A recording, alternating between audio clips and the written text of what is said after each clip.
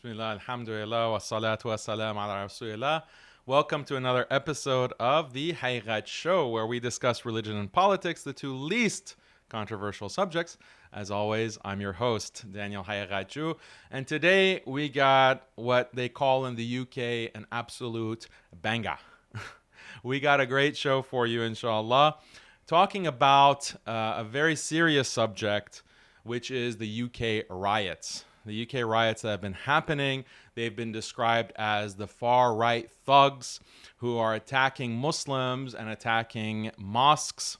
And we're going to look specifically at the reaction or the activities and statements and associations of one man, very popular, named Andrew Tate. Has Andrew Tate been provoking and adding fuel to the fire of this kind of right-wing, quote-unquote, far-right thuggery, riots, anti-Muslim hate? What is actually going on? So, inshallah, we're going to analyze that. We're going to look at his tweets. We're going to look at my replies to some of what Andrew has said. Tristan Tate, his brother's response to something that I've said.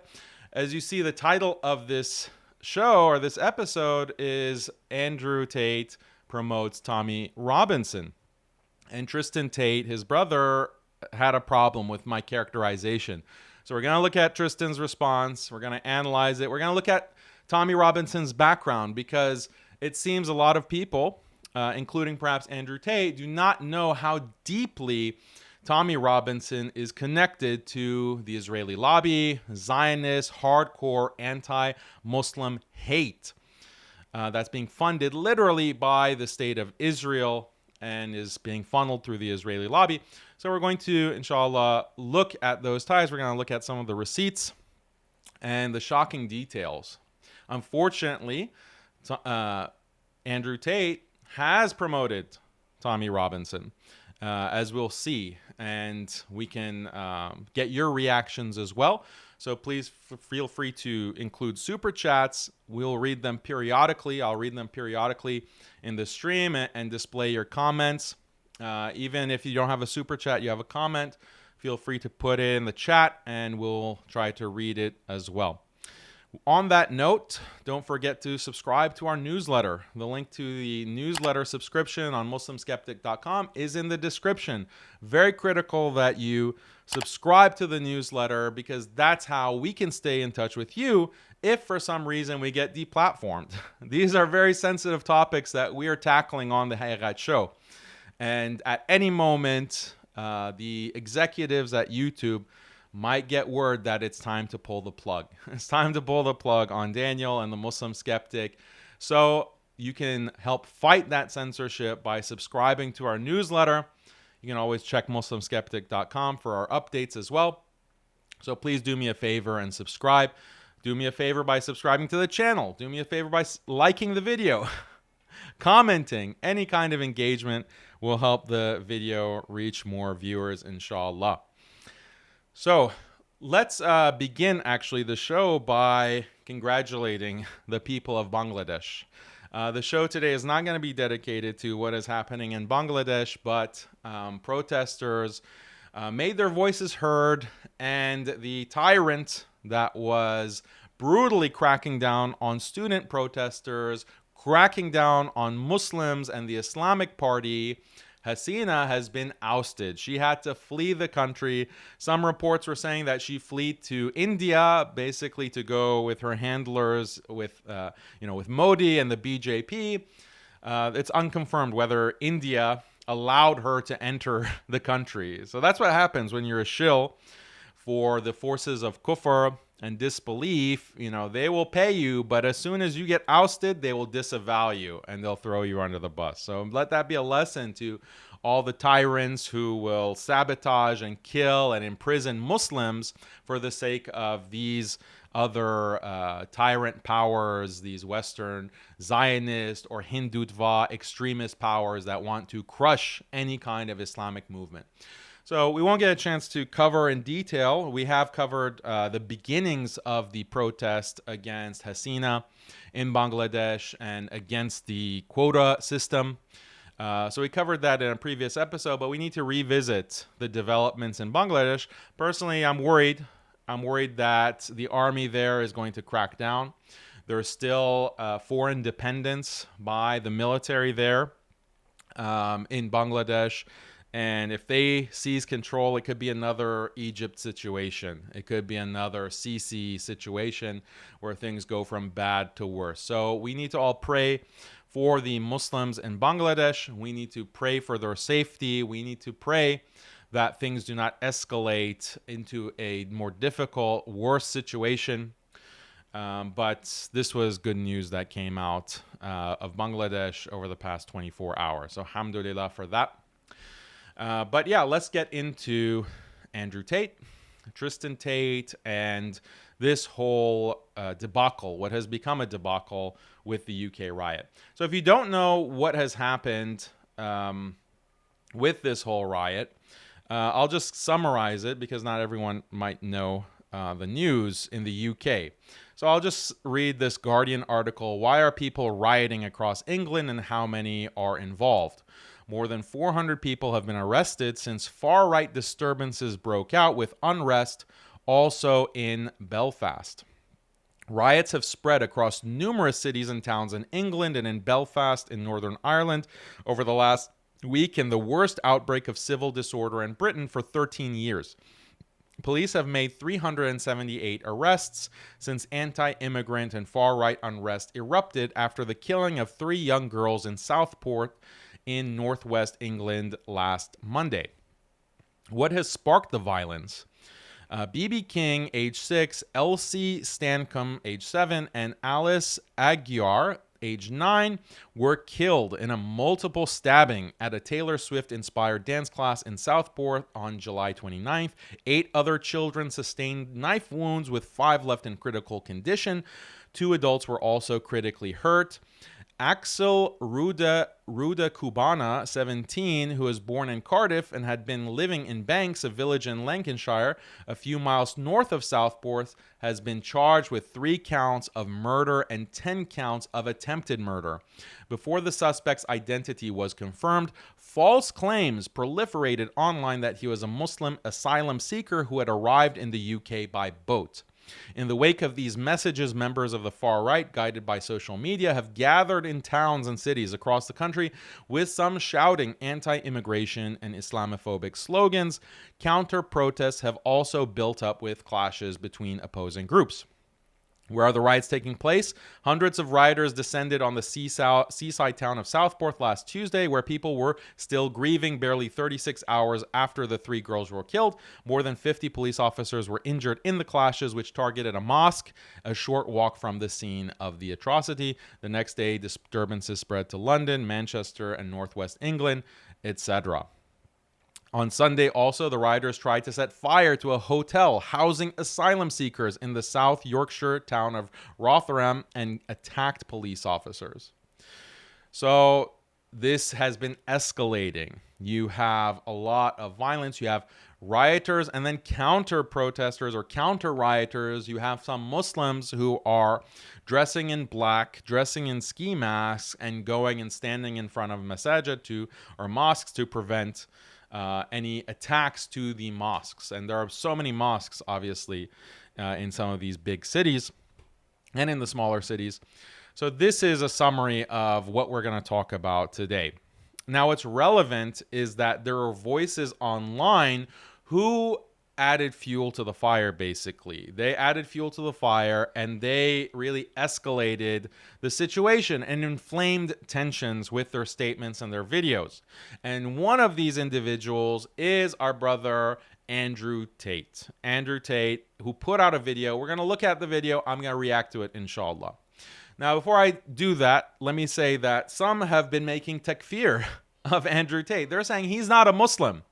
He's not a Muslim, and he was just a faker, and he is this and that. Now, I've been very clear. My disagreements with Andrew Tate, I have criticized him at times. I have defended him at times. I defended him against the clearly bogus accusations that he is some sex trafficker. I completely disagree with what how he made his millions with the webcam business and pornography. I completely disavow that, and that is wrong. But he became Muslim. He didn't engage in that same business, so his slate is wiped clean. The accusations that he was a sex trafficker, they were clearly bogus. They're clearly an attempt to silence the state's attempt to silence a prominent counter-establishment voice, someone who had made a lot of anti-feminist statements, anti-liberalism statements, and also anti-COVID policy statements. So he needed to be silenced, and they did this through this bogus case against him. I debated this issue with the likes of Destiny and others. So I've defended Andrew Tate. I've also defended him against takfir, the kind of takfir that we've seen from the very beginning when people doubted that he was actually a genuine Muslim. I said that, look, he has said that he's a Muslim. His close associates testify that he is a Muslim. We see him citing the Quran. So this is hard to believe that this is just an act or he's not genuine. And I stand by that. I think he is a genuine Muslim. He converted. And as such, as a new Muslim, he doesn't have the most knowledge about Islam. So he's going to say things and do things out of ignorance, things that contradict Islam.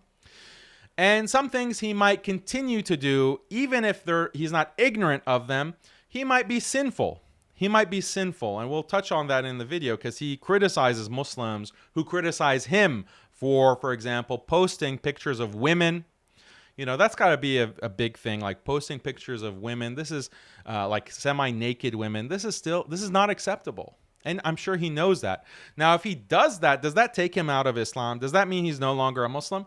No, it means he's a fasiq, which means an openly sinful Muslim. He's an openly sinful Muslim, but we don't do takfir and say he's no longer a Muslim.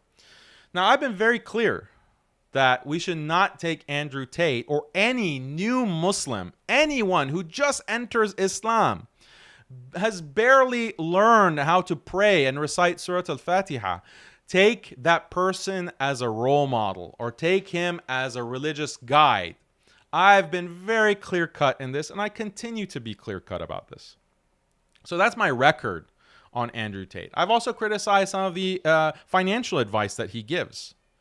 I've criticized some of the arrogance with which he speaks in certain cases. Now, but does this make him a non-Muslim? Because he's getting takfired for a variety of reasons. Takfir means declaring someone a non-Muslim, despite them claiming to be Muslim. But a lot of the takfir now that we see is because of his seeming support of the far right, or his anti-immigrant or anti-illegal immigration stance. Is that acceptable basis for takfir? No. You can't declare someone. If someone is right wing, if someone is like, this is like the liberals who will make takfir of someone for supporting Trump or voting for Donald Trump. I wouldn't recommend voting for Donald Trump, but does that take you outside of Islam? No.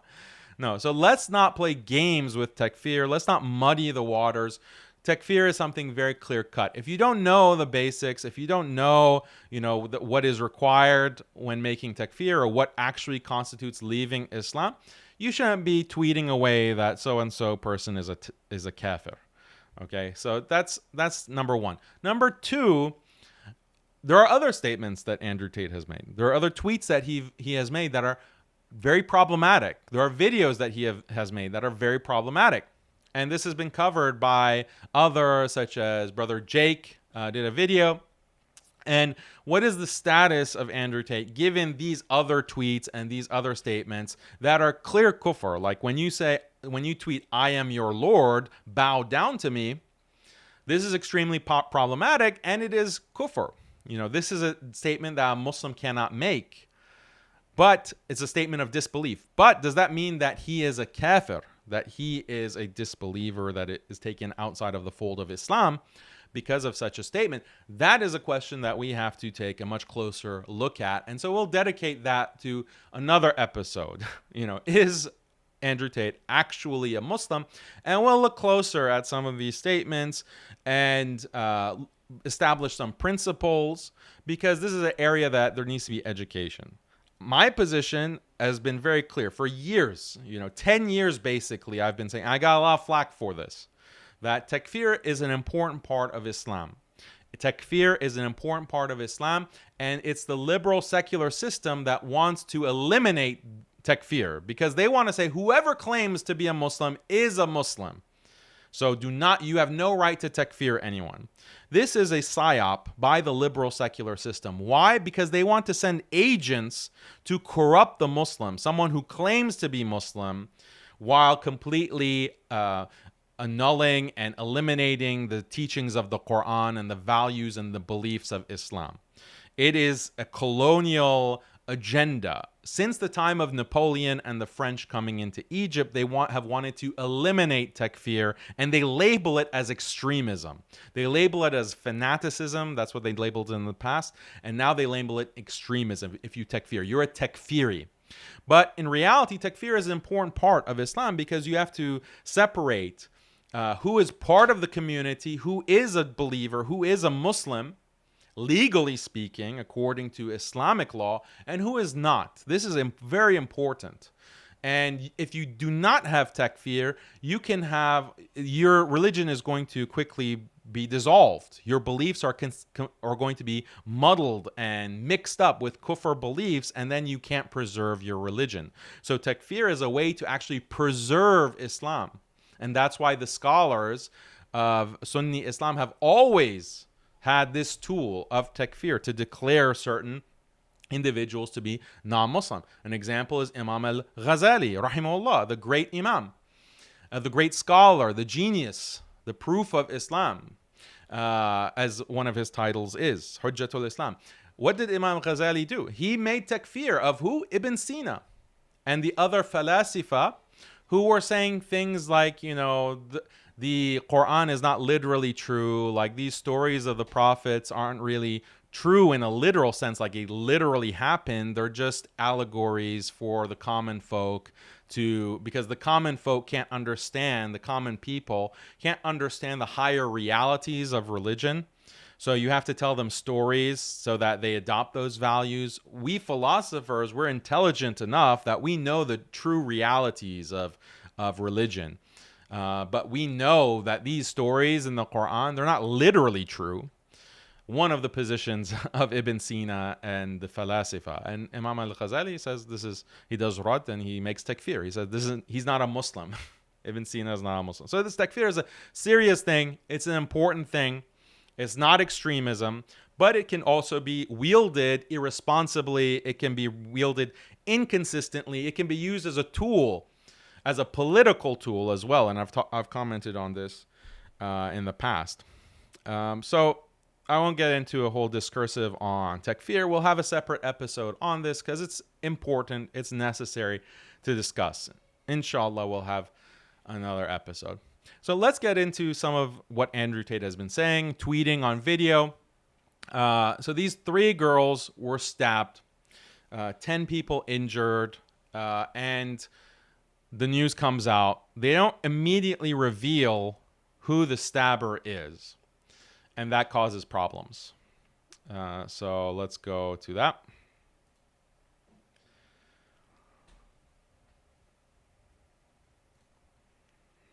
Let me put on my headphones. Oh, also reminder, I'm going to have a debate, inshallah, on Friday around this same exact time in the afternoon, U.S. time, against someone who challenged me. This is Andrew Mayer. He's Jewish, and he challenged me on some of my statements on the Talmud and the Jewish religion. So he's going to set me straight. He's going to show how ignorant I am about the Jewish religion. And this debate is going to happen. The specific topic of the debate is what Judaism considers to be the correct treatment of non-Jews. So how do Jews treat non-Jews according to the Jewish religion? We're going to have what I'm sure will be an entertaining and informative debate, inshallah. This is happening this Friday. can watch it on this channel, inshallah. I'm going to put a lot of caveats because I don't want this debate to be banned and the channel to be deleted just because we're talking about Judaism as a religion. You can talk about Islam as a religion. You can talk about Christianity as a religion and criticize and call Islam a PDF religion or whatever, but you can't necessarily criticize other religions. Why is that? Is that a double standard? Let me know in the comments, and make sure to support the debate by actually watching it live and sharing it, inshallah. So I just want to get that reminder out there. Okay, so here is Andrew Tate speaking in response to the stabbings. And he gives a very raw, emotional response, and this is what kind of gets him in trouble. An undocumented migrant decided to go into a Taylor Swift dance class today and stab 6 little girls. That's right, somebody arrived in the UK on a boat. Nobody knew who he was. Nobody knows where he's from. The media is, of course, hiding the fact that this is a 17-year-old male. They don't want to highlight how ridiculous it is that we allow military-aged males, combatants, to flood our shores. I don't see any protests in the UK. All right, so this is incorrect. The stabber was not a migrant, an illegal asylum seeker, or anything like that. So he's operating under false information when he made this video. I don't see anybody complaining. Nobody's outside of the school. Nobody's outside the police station. The soul of the Western man is so broken that when the invaders slaughter your daughters, you do absolutely nothing. And as for the BBC, well, they made an article. Yeah, so this is highly inflammatory. When the invaders slaughter your daughters, you do absolutely nothing. So who does he mean by invaders? Like, does he mean any immigrant, any black person, any brown person? What does he mean by invader? 3 days ago saying Andrew Tate is dangerous to women for his toxic masculinity. I wonder if they're going to do an article about how dangerous it is to women to allow all these unchecked migrants in who stab little girls to death. Or probably not. Perhaps they want men to be so weak and so cowardly that they don't like Andrew Tate. And they're the kind of man who doesn't complain or put up any kind of fuss when little girls get killed. Toxic masculinity, as they deem it, are the kind of men who are unhappy with and find this garbage unacceptable. There is no reason to let these clowns into our country. And let me explain something to you. Yeah, so there's no reason to let these clowns into our country. So, I mean, we'll see his later tweets that he clarifies his position. And he says that, no, I meant, I mean, he doesn't say literally, I meant. He says that he's talking about illegal immigrants. Illegal, not legal. But the way that he's saying it in this original video, it's not clear. So it can easily be taken that he's just anti-immigrant. He's just anti, you're South Asian, you're Indian, or you're Pakistani, or you're Bangladeshi, or you're Kashmiri, or you're African, you're from Somalia, you're from Sudan, you're from Egypt, wherever. You are an invader, you're a clown, and you just want to stab little girls. At a Taylor Swift event. So this is obviously very inflammatory. This is extremely inflammatory to Muslims, obviously, and to people who don't appreciate this characteristic. Even I could be considered an invader, even though I was born in the U.S. But my parents are not from the U.S. My parents are from Iran. They're immigrants. I'm the second generation. But he is using language that has been used by anti-immigrant, far-right commentators or pundits or analysts or whatever. So obviously Muslims are going to have a big problem with this. Muslims are going to have a big problem. But I think that there is a point there. There is a point. And this is what is being missed. What Andrew Tate is saying is wrong. It's inflammatory. But there is a point buried deep in what he's saying. And I'm gonna explain. I'm gonna explain, inshallah. So stay tuned. Stay tuned. Because I know people are gonna get angry with me, right? The Andrew Tate supporters are gonna be angry because I'm criticizing Andrew Tate. And the Andrew Tate haters are going to be angry with me because I'm saying that, well, there is something there that we need to appreciate as Muslims and non-Muslims. So I'm going to bring out this point of appreciation because there is a point. He's just expressing it in the worst way, in the worst possible way. So I actually want to help Andrew Tate. I want to help him, inshallah, to really hone in on the correct message and on the correct position on this issue. Because he's a little bit muddled. And when you're muddled, you're going to not have that kind of moral clarity to make a strong statement and actually make a difference. And I think Andrew Tate does want to make a difference. I do not think that he's just a pure grifter who only cares about money. I do not believe that. I do not believe that. Is he confused? Yes. Is he ignorant about certain issues? Yes. He has a lot of positive qualities as well. I've mentioned them many times. So we want to help Andrew Tate. We want to improve him because he can be a great force for good. But we don't want to be a yes man either and just praise him and say, oh, great job. You're our brother. You're never wrong. You're amazing. Like some of these fanboys. No, that's not appropriate either. We're Muslim. Our highest standard is Islam, is it not? Our highest standard is Islam, not what Andrew Tate says and does. You know, whatever he says and does is correct and we have to defend it. No, our highest standard is Islam. So let's objectively evaluate what he's saying according to Islam and the truth and goodness and correctness and righteousness. Let's evaluate that. If he says something correct, we say it's correct. If he says something wrong, we say it's wrong. This is what it means to be a true, objective seeker of the truth. You know, and we're on Haqiqatjou, right? We're on Haqiqatjou. It's the truth show, right? So that's what we care about. Let's continue. If you will never pull the trigger, you will never have a border. If you are not prepared to use live ammunition, you're never going to have a border. So this is very dangerous speech. This is very dangerous speech. If you're not willing to pull the trigger, you'll never have a border. Obviously, what he meant is he's talking about the police authorities or the border patrol shooting or protecting the border. But he doesn't make that qualification. This is irresponsible. This is very irresponsible for someone who has such a large platform and is already under so much legal pressure and is already has this massive target on his back. And the target that he has on his back is not like the target that me or you have on our backs. The target on his back is at the highest levels of government.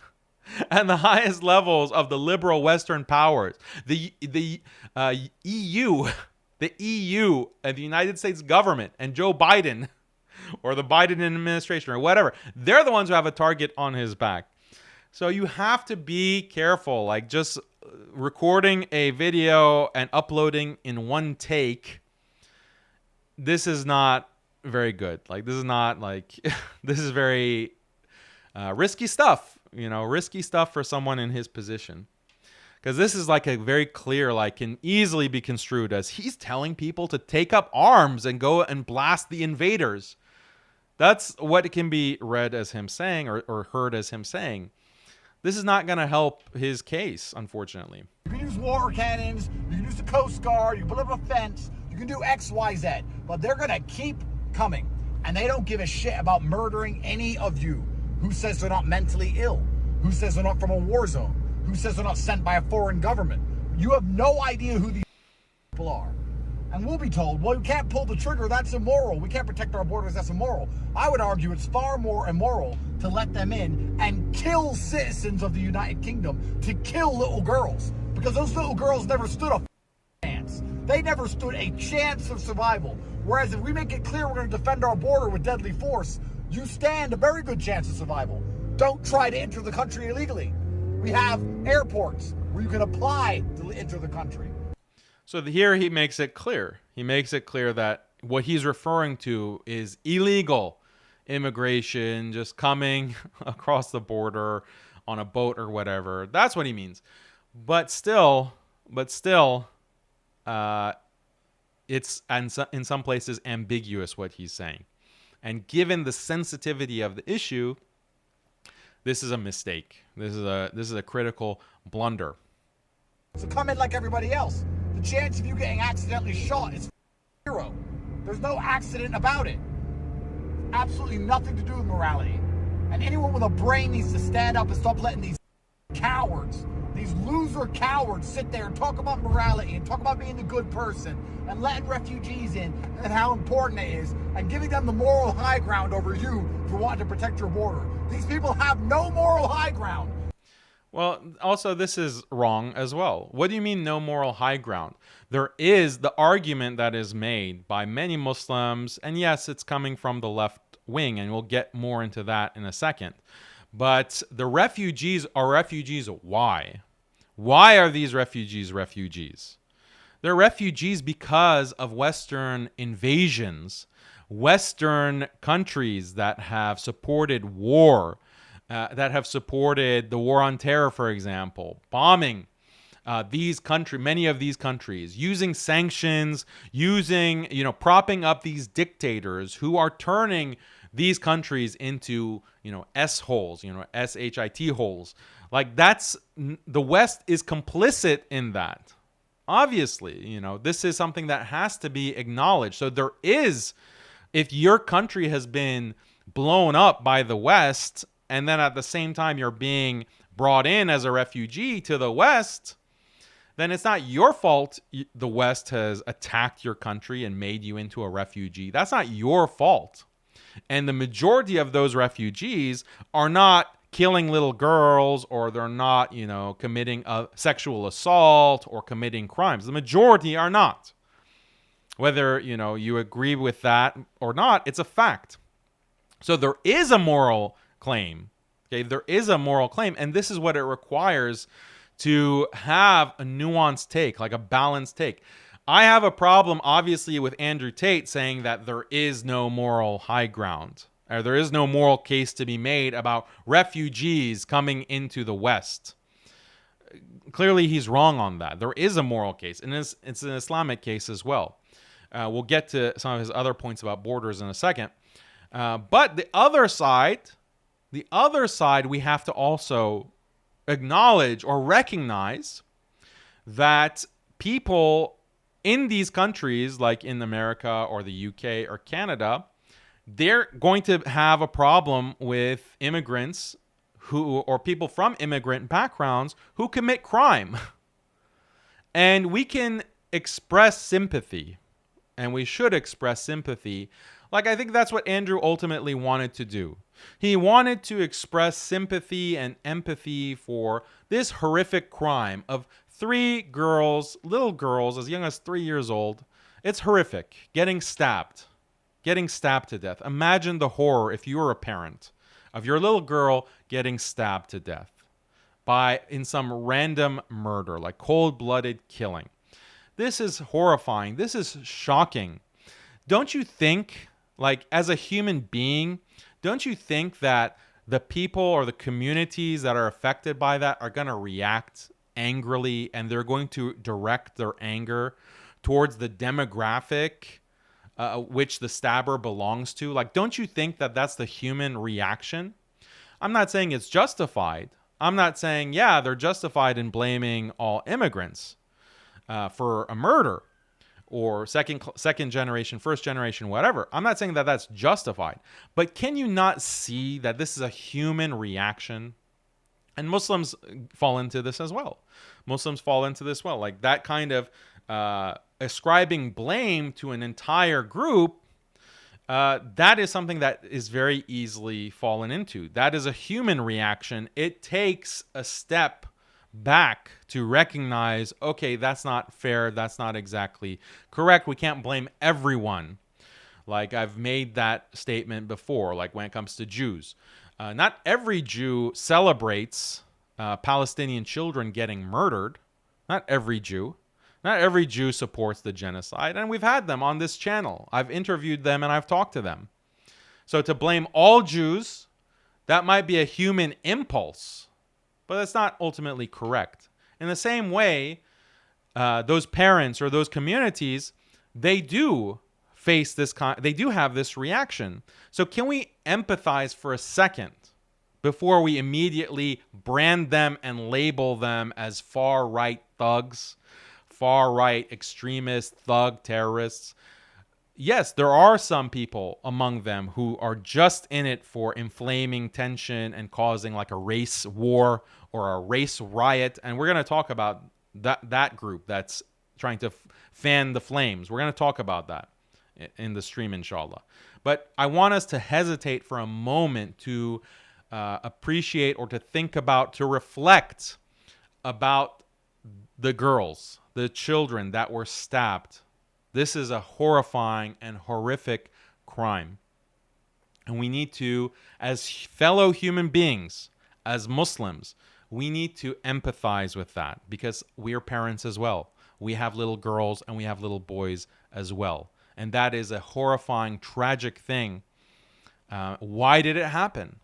You know, that's a natural question to ask. Why did it happen? And people don't necessarily have the faculties or the information at their disposal to have a complex analysis of why something like this happens. Such a horrific tragedy happens. We know everything is in the hands of Allah, and that's why religion is so important. That's why Islam is so important, because we should always refer back to the divine plan of the Almighty, of God Almighty, of Allah. But in terms of the dunya, in terms of the world, why do these things happen? Many people don't have the wherewithal or the faculty to have a complex, nuanced analysis in such an emotional case. They just jump to an emotional option, like it was the immigrants. Like the immigrants are the problem. Fine, not the immigrants. The illegal immigrants are the problem. And that's the reaction that they have. And this is how he's reacting, but he's empathizing. He's trying to empathize by being angry in the same way that if you were a parent, you would be angry and you're lashing out. So I'm not justifying, what he's saying necessarily. We're going to analyze it a little bit more, but I want us to appreciate and hesitate to see that side of it. I don't know if I've seen from Muslim commenters in the UK, some of those who are blasting Tate, I don't know if I've really seen that. I've seen a lot of them adopt this line against the far right and the thugs, and that's also an emotional response. That is also an emotional reaction. Like, our community is under siege.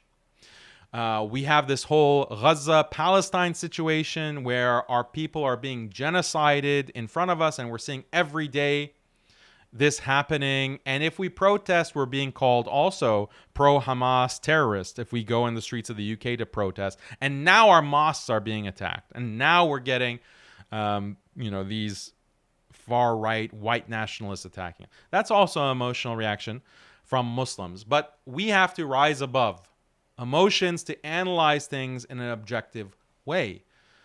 This is how a believer is supposed to act. The believer is calm. The believer is calculating in terms of understanding the reality, and then you make an informed decision, a reasoned decision that is on the basis of Islamic values. That is how we have to approach everything. Just reacting emotionally and lashing out, that only causes more problems. So I want to analyze a little bit more deeply here. Let's continue. They're advocating for the assassination of children. They do not have moral high ground when little girls get stabbed to death. I don't know what it's going to take for Western civilization to wake the up. Your enemies are not far away. It's domestic. They've been invited in by treasonous politicians.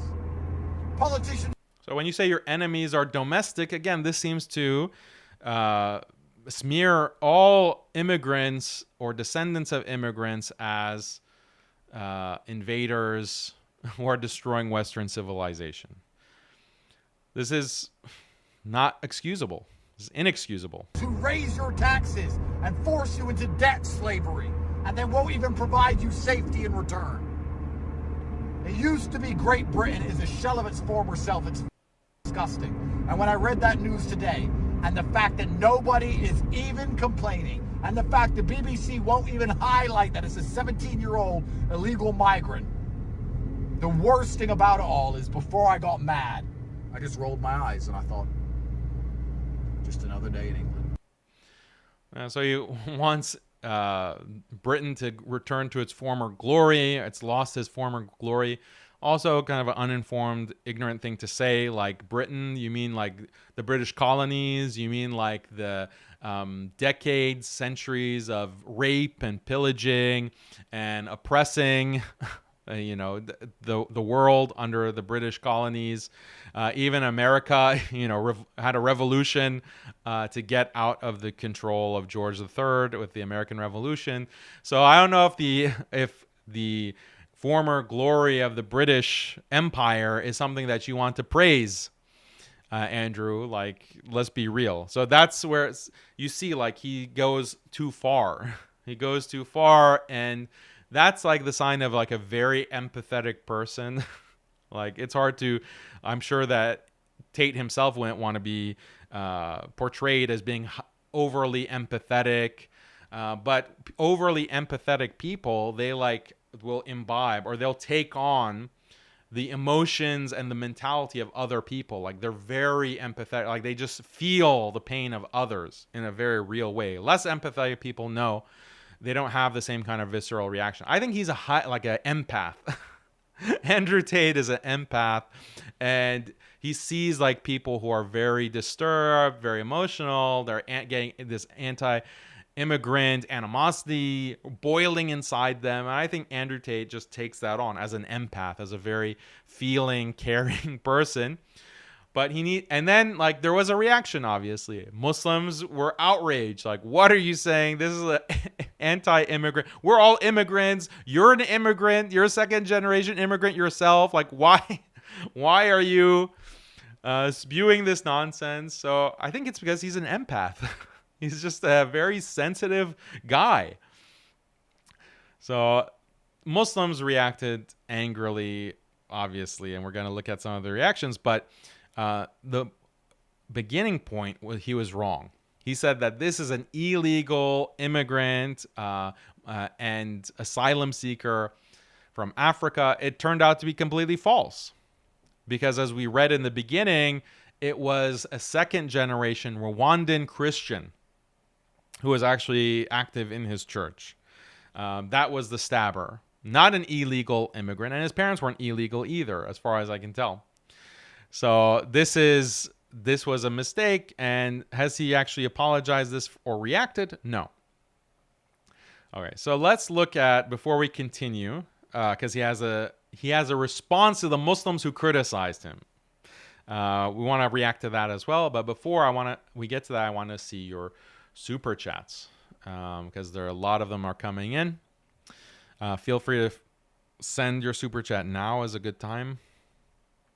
Oh, this was a chat from earlier. I can't take the Tate seriously. He's saying lately some dumb things, such as every country has a right to protect its borders, ignoring that refugees are coming because of the policies of the West. So this is what I mentioned earlier. Like, why are there refugees? Why are the refugees coming? It's very clear. Their countries have been bombed. Their countries have been turned into wasteland dystopias, and dictators have been propped up. I don't know if there's a lag. It seems like there's a lag on the software. Anyway, sorry about that. Let's see. Tate and Tommy, an oxymoron like Judeo-Christianity. We'll talk more about Tommy in a second.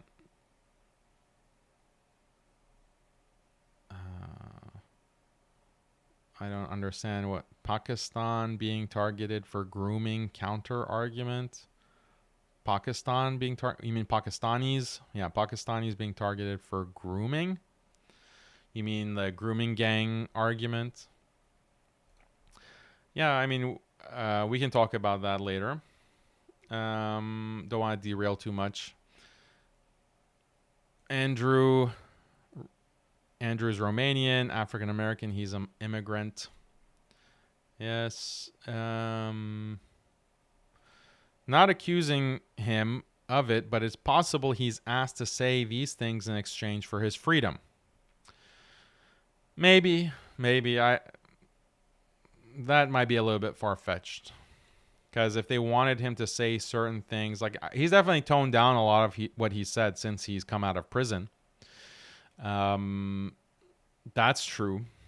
I don't think he has the same edge that he did before. And that might be conscious, or it might be just unconscious, like subconscious, because of being traumatized by being locked up. But is he like being paid to say these things against immigration? Like, why? Who would do that? But that being said, he does have this kind of connection to the UAE. So I don't know. Maybe there's other governments involved other than Western governments. Let's see.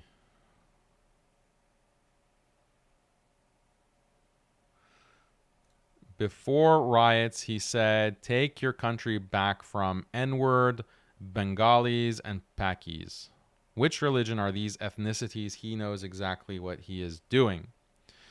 Yeah, exactly. So this is the ambiguity. Like, when he wants to clarify, he says, no, these are illegal immigrants I'm against. But in other instances, he'll make statements like, take your country back. And this paints all Muslims in these countries as invaders. So this is really a problem. Brother Omar, thank you very much, Jazakallah khair, for your super chat. Very generous. Really supports the channel. Andrew Tate was a psyop from the very beginning. Him and his brother have had multiple TV appearances from a young age, and their dad was in the CIA. I didn't know that about his dad, if that's true or not. A psyop from the very beginning, I don't know. So those kinds of conspiracies, you can speculate, but for the purpose of analysis, we have to go on things that are more established factually. So obviously you can't establish certain things on a super chat, but just from what I know, my limited knowledge, I don't know if that's very plausible.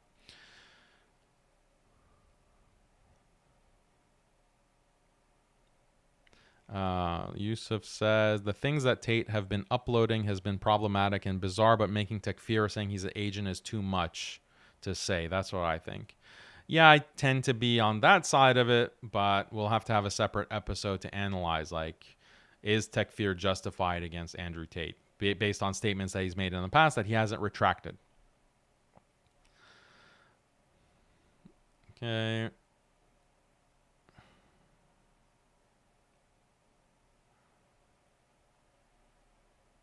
Okay, we'll have to come back. Some of these are off topic. The stabber was in an ad for children in need. Yeah, from the BBC. So he's Christian. Okay, now let's get into the Zionist angle and also the criticism of Andrew from Muslims and his response. Okay, so here he's tweeting something else on August 4th. Any Muslim who is upset I am against unchecked immigration is an idiot. Okay, so now he's kind of making it more explicit. He's against unchecked immigration. So does that mean illegal? Like, what does that mean?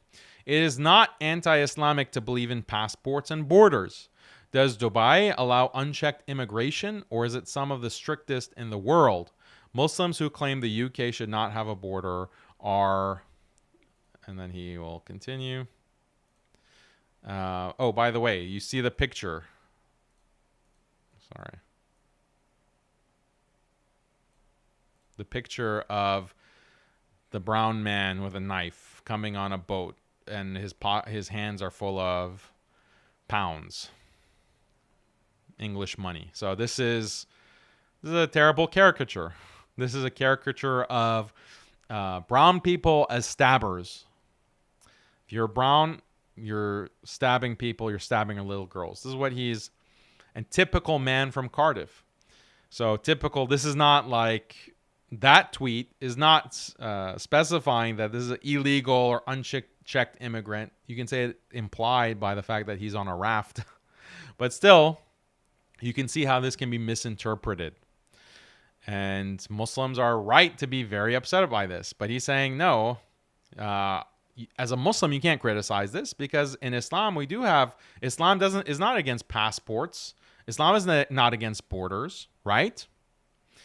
So then he had this is the full tweet. Does Dubai allow unchecked immigration, or is it some of the strictest in the world? Muslims who claim the UK should not have a border are hypocrites. So how do we analyze this statement? I don't know why he's mentioning Dubai as having the strictest borders. Dubai is the top example of population replacement, actually. The Christian population in Dubai, in the UAE, has jumped from 0% to 10% of the population in the past 20 years. So Muslims in Dubai are getting replaced. And the government there is building churches, building Hindu temples. Dubai is all about actually bringing in immigrants into the country. And if you say that, well, bringing these immigrants and building churches for them and Hindu temples, this is contrary to Islam and this is making the character of this country less Islamic. If you say that in Dubai, do you know what's going to happen to you? You're going to be put in prison and you're going to be tortured. That's the UAE. But for some reason, Andrew Tate is describing it as an example of tight borders and preserving like your country. Like the UAE is the exact opposite of that. The UAE is the exact opposite when it comes to population replacement through immigration. Like the whole point is to bring non-Muslims in order to weaken the native Muslim population who is more religious. It cares more about Islamic identity, is anti-Israel normalization. The UAE government uses migration, uses immigrants to actually combat this. This is part of their strategy. And it's connected very much to the fact that the UAE has normalized relations with who? Israel and the US. So the worst example that Tate could have used is actually Dubai and the UAE. So then he also makes this statement. I don't care if you're a Muslim, Christian, Buddhist, or Hindu, you should only enter the country legally. And this has 101,000 likes, seen by almost 4 million people. So this is the kind of clarification that he's made. I don't want to say it's backtracking, but now he's like more explicit. Like, no. I'm talking about, I'm not making an anti-Muslim statement, anti-religious statement. I'm not making an anti-racial statement because I'm half black.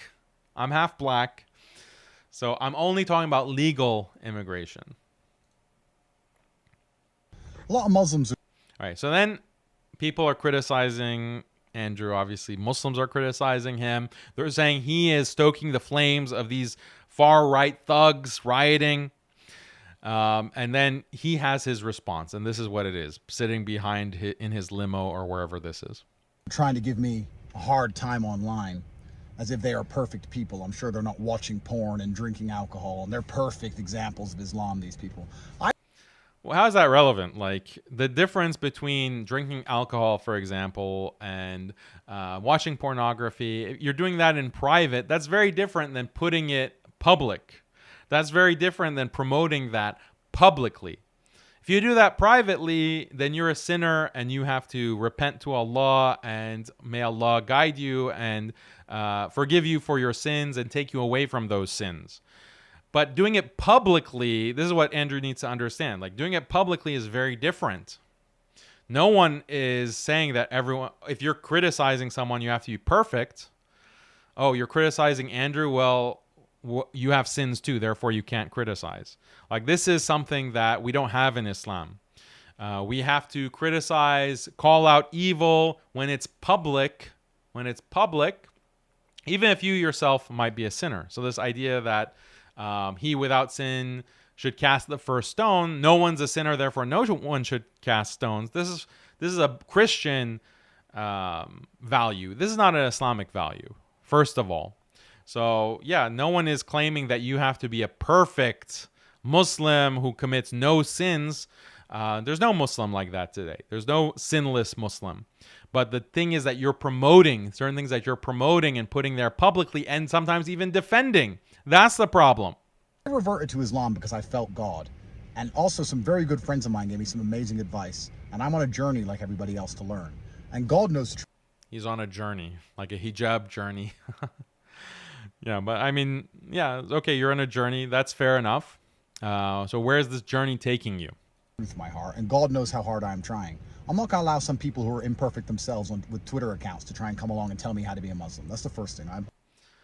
So this is not a good attitude, that I'm not going to allow others to tell me how to be a good Muslim. How else are you going to know how to be a good Muslim if you aren't getting advice, if people aren't advising you? Like, this is a part of Islam. And especially if you want to be a Muslim on social media, you're going to get a lot of hate. You're going to get a lot of criticism. You're going to get a lot of unsolicited advice. And if you're not mature enough to just take it in stride, then you shouldn't be Muslim on social media. So, and in general, like, where are you getting your nasiha from? Right? And in one hadith, the deen is nasiha. The deen is nasiha, meaning sincere advice. So you need to be getting advice from others and taking their correction, and be humble. Be humble to take their advice if it's good advice. If it's good advice. And you can know what's good advice and what's bad advice by cross-referencing what people are saying with what other people are saying, with what you're reading independently from about Islam in the Quran, in Hadith, from from respectable teachers, trustworthy teachers. You need to be taking advice, Andrew. You need to be listening. You can't just think that you know it all.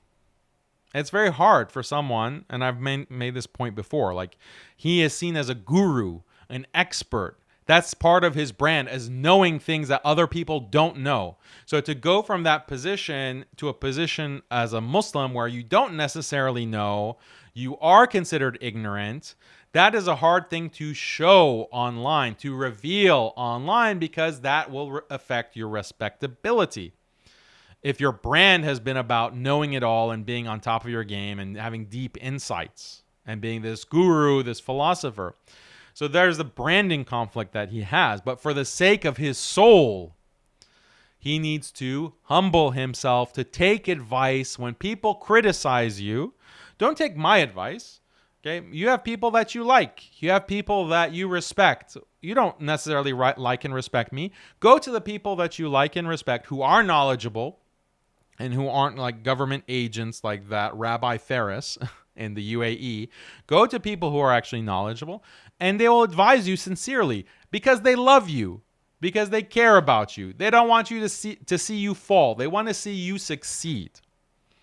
But succeed where? Not in terms of your bank account, not in terms of your car collection, in terms of the Almighty Allah and heaven and the day of judgment and going to paradise. That's where the ultimate value is. That's where the ultimate sign of success is. The ultimate success is to be admitted into paradise out of his mercy, God's mercy. That is the true success. So where do you stand? Do it for the sake of your soul, please. A little bit of humble pie. Uninterested in you people. God will deal with you like he will deal with me. That's the first thing. Second thing, I don't see why it's anti-Islamic to believe that a country should have borders.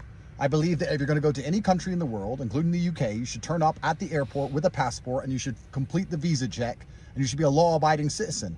I don't think there's anything wrong with saying that people arriving on boats, unchecked migration, irregardless of whether they're from the Islamic world or the African third world Christian nations like Rwanda. There's a lot of people who are Christian who are arriving on these boats. I think the whole thing is disgusting, and I think it undermines the sovereignty of a nation state. Dubai, the United Arab Emirates, has some of the strictest immigration in the world. Before we get to Dubai, but you can understand their position. Like, why are they refugees? Like, why are they coming?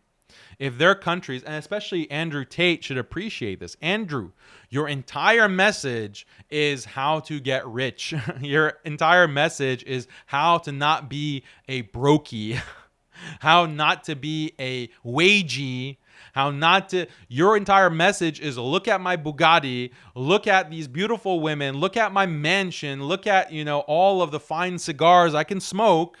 That's your entire message. You think that people in Africa aren't watching that? People in Africa and people in these Muslim countries aren't watching that? Well, how can I really make it big? I need to go to the West. I need to find a way to get to the West and make that bank and make that money and get my Bugatti, like Andrew Tate. So your entire message is a consumerist one. Your entire message is a consumerist, go after that money. Those refugees are hustlers. Maybe some of them are taking hustler university classes, right? And if they can't afford it, they're watching, your Instagram and they want to be hustlers like you. Well, if you want to be a hustler, you got to go where the money is. And sometimes you can't get the papers, whether you want to go to Dubai or you go to the UK or go to Canada or go to the US. So the hustler has to cross the border. Sometimes you got to maybe skirt the law and you're an illegal immigrant, right? But that's hustling. Hustlers University, baby. So he's not appreciating like the inherent contradiction in his anti-immigrant, anti-refugee stance. It's like, oh, but do it legally, do everything above board, get that passport. Okay, fine. That's how Andrew will respond. But again, appreciate that these refugees, their countries have been bombed, their countries have been sanctioned, their countries have been persecuted, oppressed. Okay, in large part. Maybe not all the problems in Africa and all the problems in the Middle East are because of the West. Fine, granted. Let's just, for the sake of argument, grant that claim. But a lot of it is. But a lot of the problems are. In the last stream, we looked at the Cost of War project from Brown University that said that almost 40 million Muslims have been displaced over the past 20 years because of the wars on terror supported by the U.S. and Israel. 40 million. Where are those 40 million going to go? Look at the Palestinians. Look at what's happening in Gaza right now. They've been forced into refugee camps, and the refugee camps are getting bombed. So what are you saying? There's no moral case. Those Palestinians are being bombed by British bombs. British bombs, U.S. bombs that are being sent to Israel. So what do you mean there's no moral case? Now we can say that. We can acknowledge that while also acknowledging this issue of, okay, what about sovereignty? What about our nation? What about our heritage? What about our family tree? What about this long line of being British? What does it mean to be British? Because people have this source of identity, beliefs, and values tied to the nation, tied to their heritage, tied to their race, their culture, their ethnicity, and their religion, obviously. But that's less of a concern for these white nationalists or these far-right thugs, quote unquote. So we have to understand that component of it as well. This is not just about immigration. This is about the source of identity. I'll show you exactly what I mean. Let's continue. Would you be allowed to just turn up there without a passport and get free housing and get put in a hotel for free and then run around and break the law? Do you think you'd be able to get away with that in Dubai? Yeah, I'm telling you, in Dubai, they love to have more and more migrants. That's why the population of Christians has ballooned. And if you're a native there, they're fine. The government is fine with you being a native and you do get benefits as a native. But if you're a Muslim who wants an Islamic country, who wants Islamic law, do you know what's going to happen to you in Dubai or some of these other countries? These other Gulf countries or other countries in the world, or Bangladesh, for example, just recently, when you want to be a Muslim and have a Muslim country, a Muslim political party, you're going to be either killed, you're going to be jailed, you're going to be tortured. And for Muslim, just like these white nationalists that Andrew Tate is appealing to, and he's kind of using this kind of rhetoric, their concern is about white identity and their white heritage and the white nation. Well, for Muslims, it's about a Muslim identity, an Islamic nation, an Islamic heritage, and that's also being wiped out. And the UAE government and these other governments that are influenced or allied or controlled by the West and Israel, they are trying to destroy that identity. They're trying to destroy connection to Islam and being a Muslim identity. So Andrew Tate is missing that component, and maybe for political purposes, because he has his businesses or he actually has residence in the UAE, he can't talk about this. And he has no incentive to talk about this but at least recognize it, Andrew. At least recognize the reality of what's happening. You want to rail against globalists, as we'll see. The globalists in the West are the same as the globalists that are operating to erase Muslim identity, and part of their erasure is through use of migration. We have to understand this. So let's continue. I'm going to explain more. Don't worry. Also, in regards to this riots, it's kind of interesting because I have some people saying I'm on the Islamic side of it and I'm the reason why the Muslims are picking up arms and fighting against the British. And some people are saying I'm far-right extremist and I'm the reason why the British are kicking off. I guess I'm in a difficult position because I was raised in England and I'm half white, half black, Islamic revert who doesn't live in England anymore. So I guess they're just trying to pin me somewhere. And I just want to make it very clear my point of view. My point of view is that when you have men who feel that they're going to lose their lands, they eventually become enraged. And if you don't give them any kind of outlet, and typically an outlet would be allowing them to have a voice, a fair voice, which allows people to understand and respect their concerns. That doesn't happen in the West. You're not allowed to say that you're upset or you're concerned about anything. You are instantly labeled and shut down and shut up. And if you take something and pressurize it, eventually, if you over-pressurize it, it explodes. I don't think that the problem... I think that's a good point. That's a fair point. ...is Muslims. I think the problem is the government refusing to listen to men who are worried about losing their lands, refusing to listen to men who are worried about losing the land that their ancestors died for. And if you look at any geographical area on the planet, when men face losing their lands, eventually there's going to be some form of violence as they resist that. It's inside of every single man's DNA to fight for the land that he believes is his.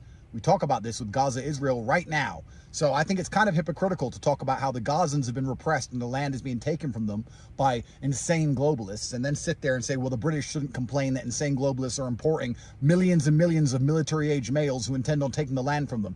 Please understand, guys, I'm half black, half white, but the average white man doesn't feel safe to put his daughter out in the street anymore. Don't put your daughter... Why is the white man putting his daughter in the streets? Like, isn't that considered being a streetwalker? Like, that's not a good thing. It's not safe for my daughter is not safe to walk the streets. I don't think that's the correct expression. But, joking aside, so he's talking about defending your land, defending your heritage, defending your beliefs. Okay, again, this is something that as Muslims, we can understand. We can understand the concept. I think it's highly inappropriate and wrong to compare that to what's happening in Gaza and in Palestine. That's an actual genocide. That's a literal genocide. And that's not comparable to anything that's happening in British history, recent history with white men. Okay, let's be honest about that. And I'll elaborate. But the thing is that he's trying to put his finger on something that I think is correct, but he's just making so many blunders and he's tripping over himself to make this point that is making Muslims justifiably angry with him. In the country he pays taxes in, and he's paying taxes to pay for a hotel room for some random Muslim or Christian, some random Islamic Bangladeshi or Christian Rwandan to live for free while he works his ass off. You tell me these kind of people are not going to be mad? The Islamic world wouldn't allow this. Dubai wouldn't allow this either. This is not about Islam, and this is not about England being a racist country. What this is actually about is a tier of bullshit elites, globalists, and they love the idea of getting the poor people to fight against each other. Guys, I'm from the streets. I'm from a Luton council estate, and Luton's a very Islamic town, and I grew up at the bottom of the socioeconomic ladder. I'm now at the highest possible echelon. And let me tell you guys something. As someone who's gone from a council estate to a billionaire, let me promise you this. When a black billionaire meets a white billionaire, there's no racism. They're billionaires. Racism's for the poor people, and the elites love it. The elites love making the white poor man fight the Islamic poor man. They want you two poor people fighting so they can stay in charge. The problem, my message to the British patriots is, the problem are not the Muslims you live amongst. You have more in common with the men you live amongst than you do the people who are making these insane policies. And my same thing I'll say to the Muslims. The problem is not the average British man you live amongst. The problem are insane globalists who refuse to allow anyone a point of view, who refuse to do anything which is good for the actual population of the country. And I actually would argue that if the British patriots were to go up to the average Muslim men that they have a problem with and say, do you think people should be allowed to arrive here without passports and just turn up and run around and break the law and live for free, they'd probably agree with them. The British... All right, so now he's changing what he's saying. Before he said the problem was these invaders, they're coming in, these clowns, they want to stab your daughters. Your daughters aren't safe on the streets anymore. That was what his previous message. Now he's saying it's the globalists. The globalists are the problem. They want to have poor people fight. The brown fights the white and vice versa. That's the real problem. That, I think, is a better analysis. That is a better... It's getting closer to the mark of what the actual problem is. It's still not on the mark, but he's getting closer. But your previous message wasn't this. Your previous statements weren't like this.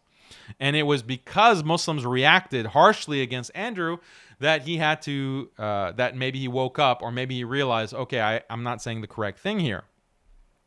So maybe some contrition, maybe some sentiment like, oh, I was wrong, or maybe I worded things incorrectly. That would be appreciated. I was wrong about this being an illegal asylum seeker. Like, those would be appreciated if he came out. But I don't know if he's humble enough to admit that he was wrong, or he should have worded things differently. I don't know if he's humble enough to do that. Maybe he can prove me wrong.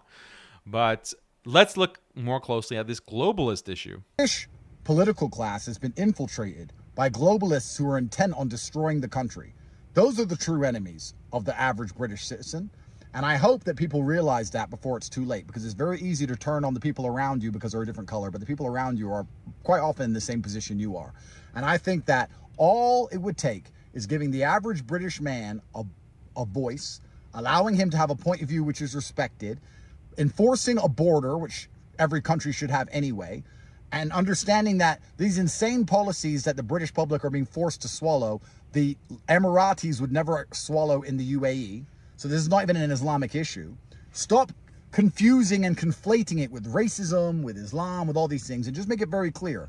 The British people want to have a state with a border. They want to have a voice in the country that they pay taxes to, and they don't want to be sold out by a bullshit political class. And if you do those things and give these people the basic rights they deserve as full-grown men, you'll probably see all the violence end near instantly.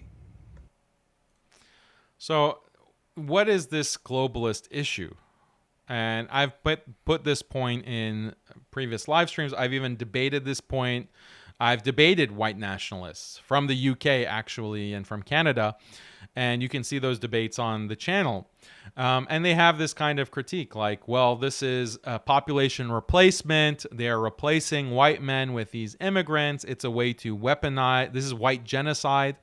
They're trying to weaponize migrants. So we don't have a problem with immigrants per se, with them themselves, in and of themselves. We don't have a problem with black people. We don't have a problem with brown people. We just don't want them in our country. We just don't want them to replace us. That's our problem. And Andrew is reflecting or reiterating this kind of concern. And I have a problem, or I have a critique of white identity and white nationalism, and I've critiqued it. But the idea of wiping out an ethnicity, wiping out a race, this is part of the liberal secular program since the Enlightenment. So the Enlightenment thinkers, as we've discussed many times, they believe that the most important values are freedom and equality. And any type of religion is going to prevent freedom and equality and non-stop continuous progress of civilization. So we have to wipe out religion.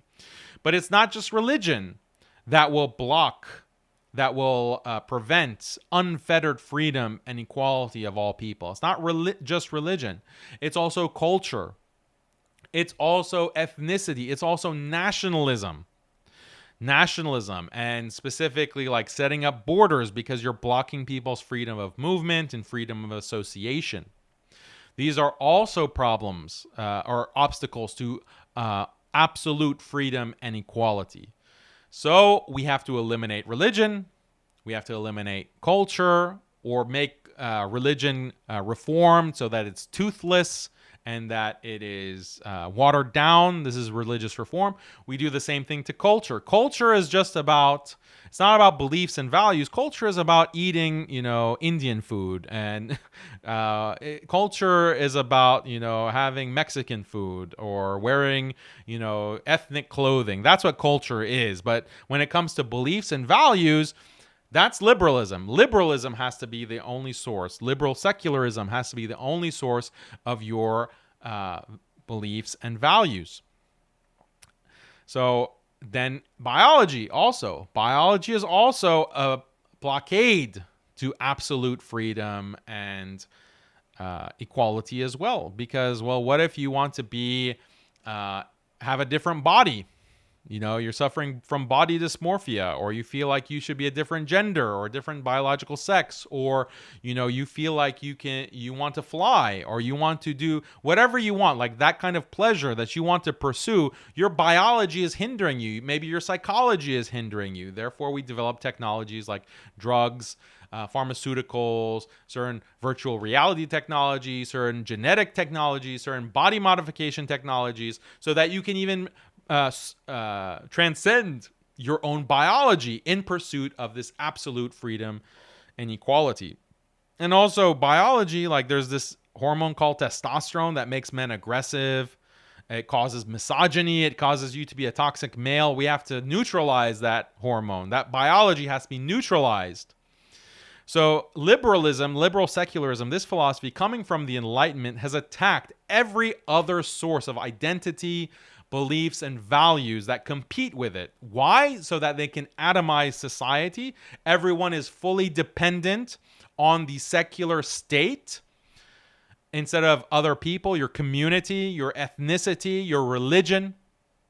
So one by one, they destroy and have policies to destroy every single one of these sources of identity, beliefs, and values. And it's clear how they do it. Religion, well, you promote atheism, you promote science, you set up schools and you make school mandatory. And school says that the only objective reality is the scientific reality. Everything else is opinion, and opinions are not facts. Truth can only be scientific truth. That's what they're teaching in school. And that's what is driving so much of the population into atheism. Because these children are thinking, well, if the only true facts are scientific facts, well, then obviously God and religious beliefs are not scientific. It's not like we read about them in the science books. It's not like we can fire up the telescope and go and see heaven and hell and God. Therefore, it's not scientific. Therefore, it's not a fact. This is what contributes to atheism, right? And the elimination of religion as a source of your identity, your beliefs, and your values. You target culture. You target ethno-nationalism as well. How do you do that? Well, you open up the borders, for example.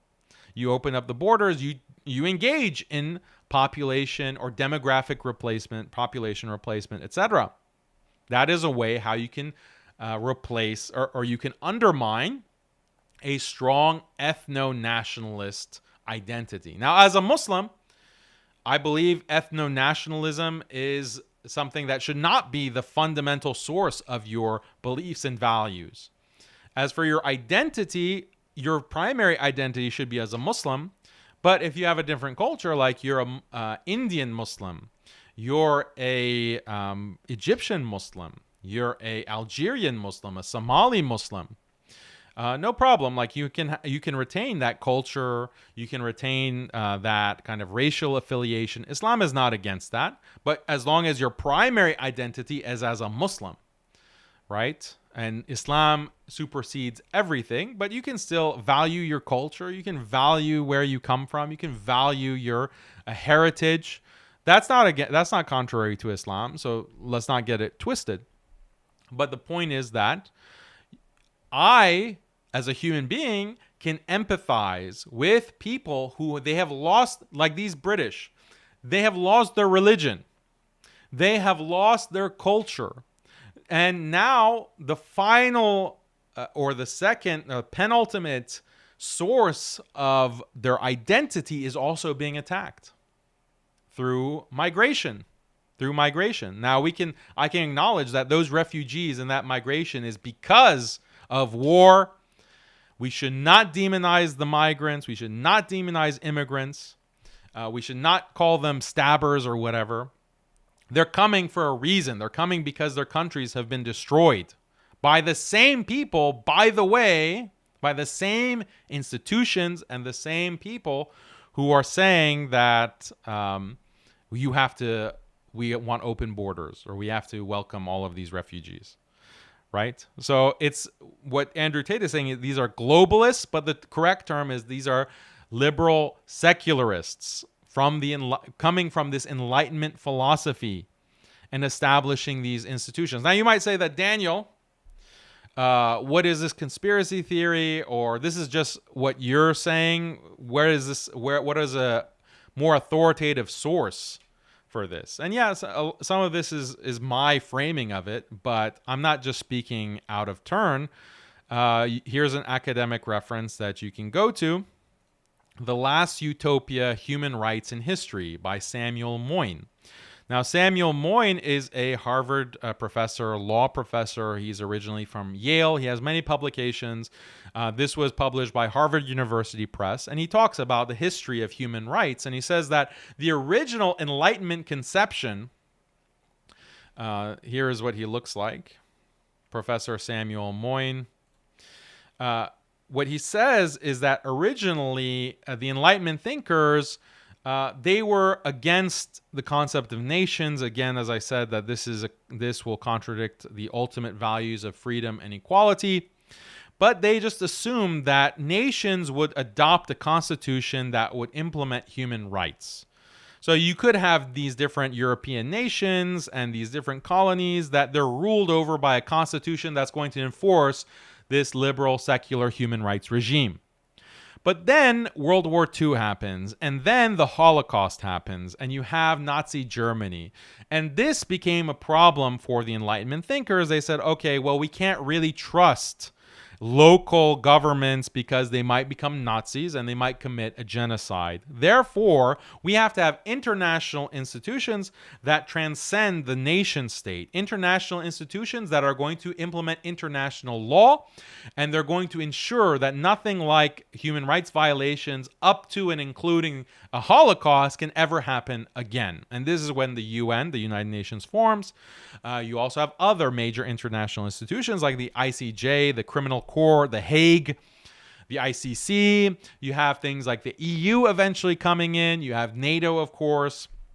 You have this international liberal secular institutions that implement international law by force. They have jurisdiction over the entire globe, basically, and they implement these secular liberal values. And it's meant to dissolve these kinds of the borders. It's meant to dissolve the national borders. That's part of the problem. The national identity is part of the problem. And so having these international institutions, this is the original intent of the Enlightenment thinkers, the liberal secularist founders.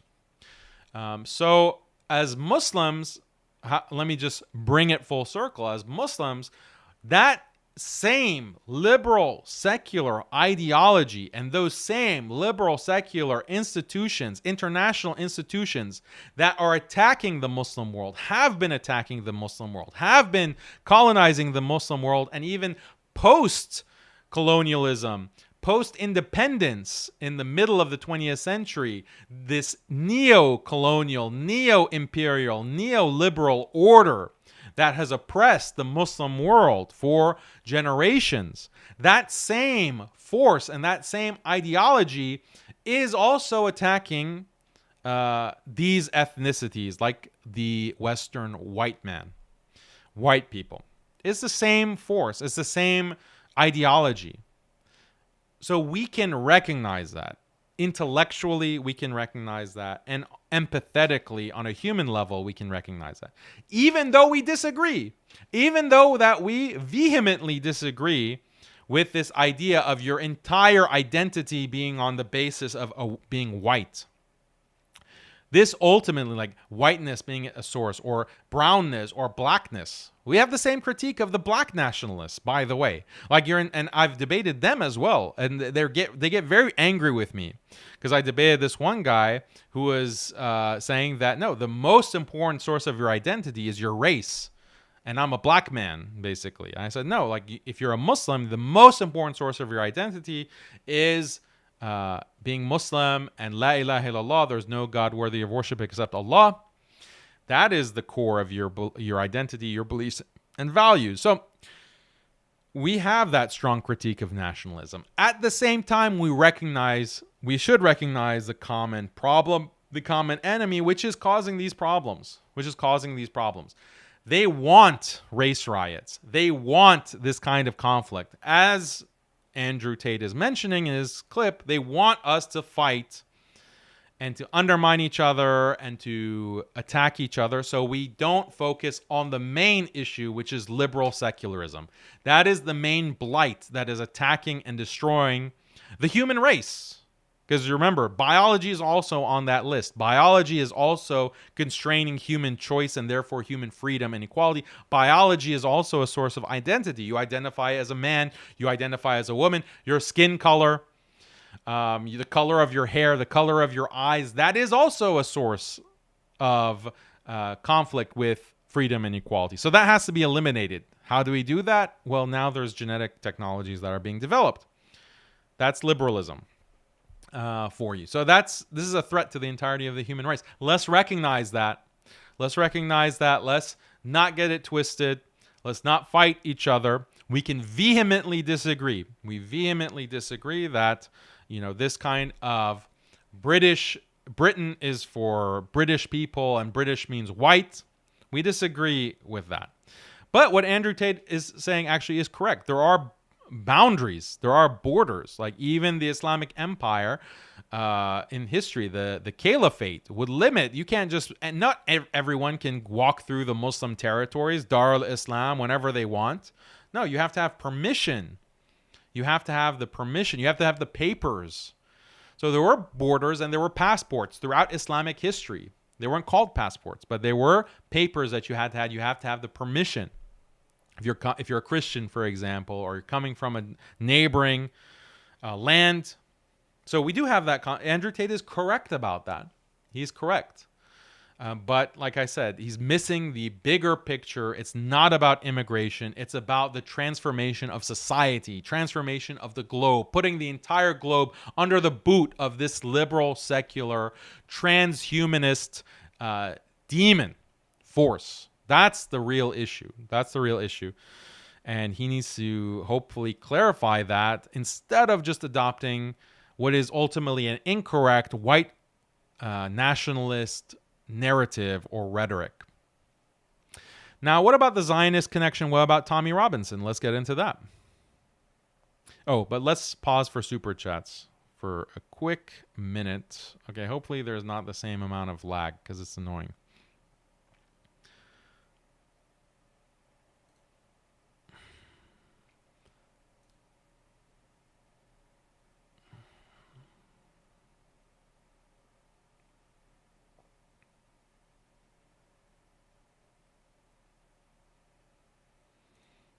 Tommy Robinson ran off to Cyprus to escape court.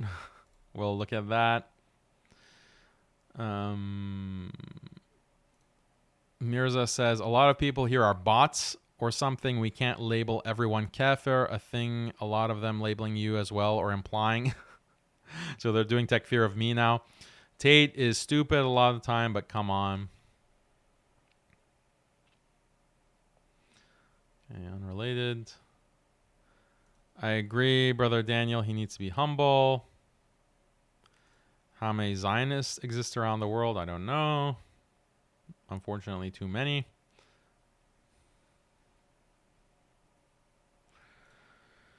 I think Andrew is still surrounded by jahilis. or Johal, and now needs to be accompanied more actively by Islamic scholars to strengthen his iman and enrich his knowledge in Islam. Hopefully, he'll take your advice. Let's see. Advice, he called Jake Snowflake after doing shirk. We'll look at that in another stream, inshallah.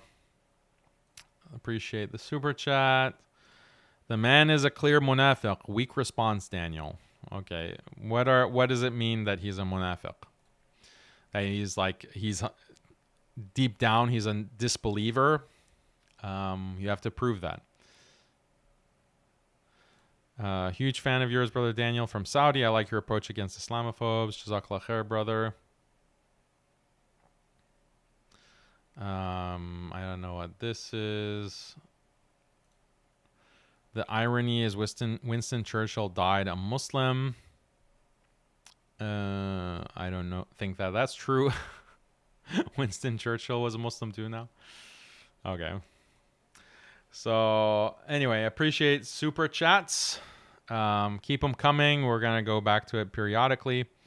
Let's get back to now the Zionist angle. Who is really trying to inflame tension in the UK with these riots? It's the usual suspects. Oh, by the way, so Andrew was talking about the elites putting people against each other, the poor people fighting on the basis of race. I think that's a little simplistic. It's missing the bigger picture. And he's talking about globalists. Yes, but what are globalists? Why is globalism wrong? Like, how about giving a good explanation of why globalism is wrong? That would be very useful. And I explained it. It's because they have freedom and equality as the ultimate value. They want to dissolve all of these kinds of identities, sources of identity, including nationality. So even in Islam, we don't agree with nationality or race being the highest identity that you should have as a human being. It's irrational. I debated a white nationalist on this. Go and see my debate with Jean-Francois J.F. Grapey. We had a nice little debate, and the debate was, should religion be the basis of society, or should religion or race? And I laid out in 10 or 15 minutes an entire argument. And what surprised me and a lot of the audience is that he agreed. He conceded the debate. He said, yes, religion is a better basis for your identity. So that's, go check out that debate if you want more reasoning and argumentation.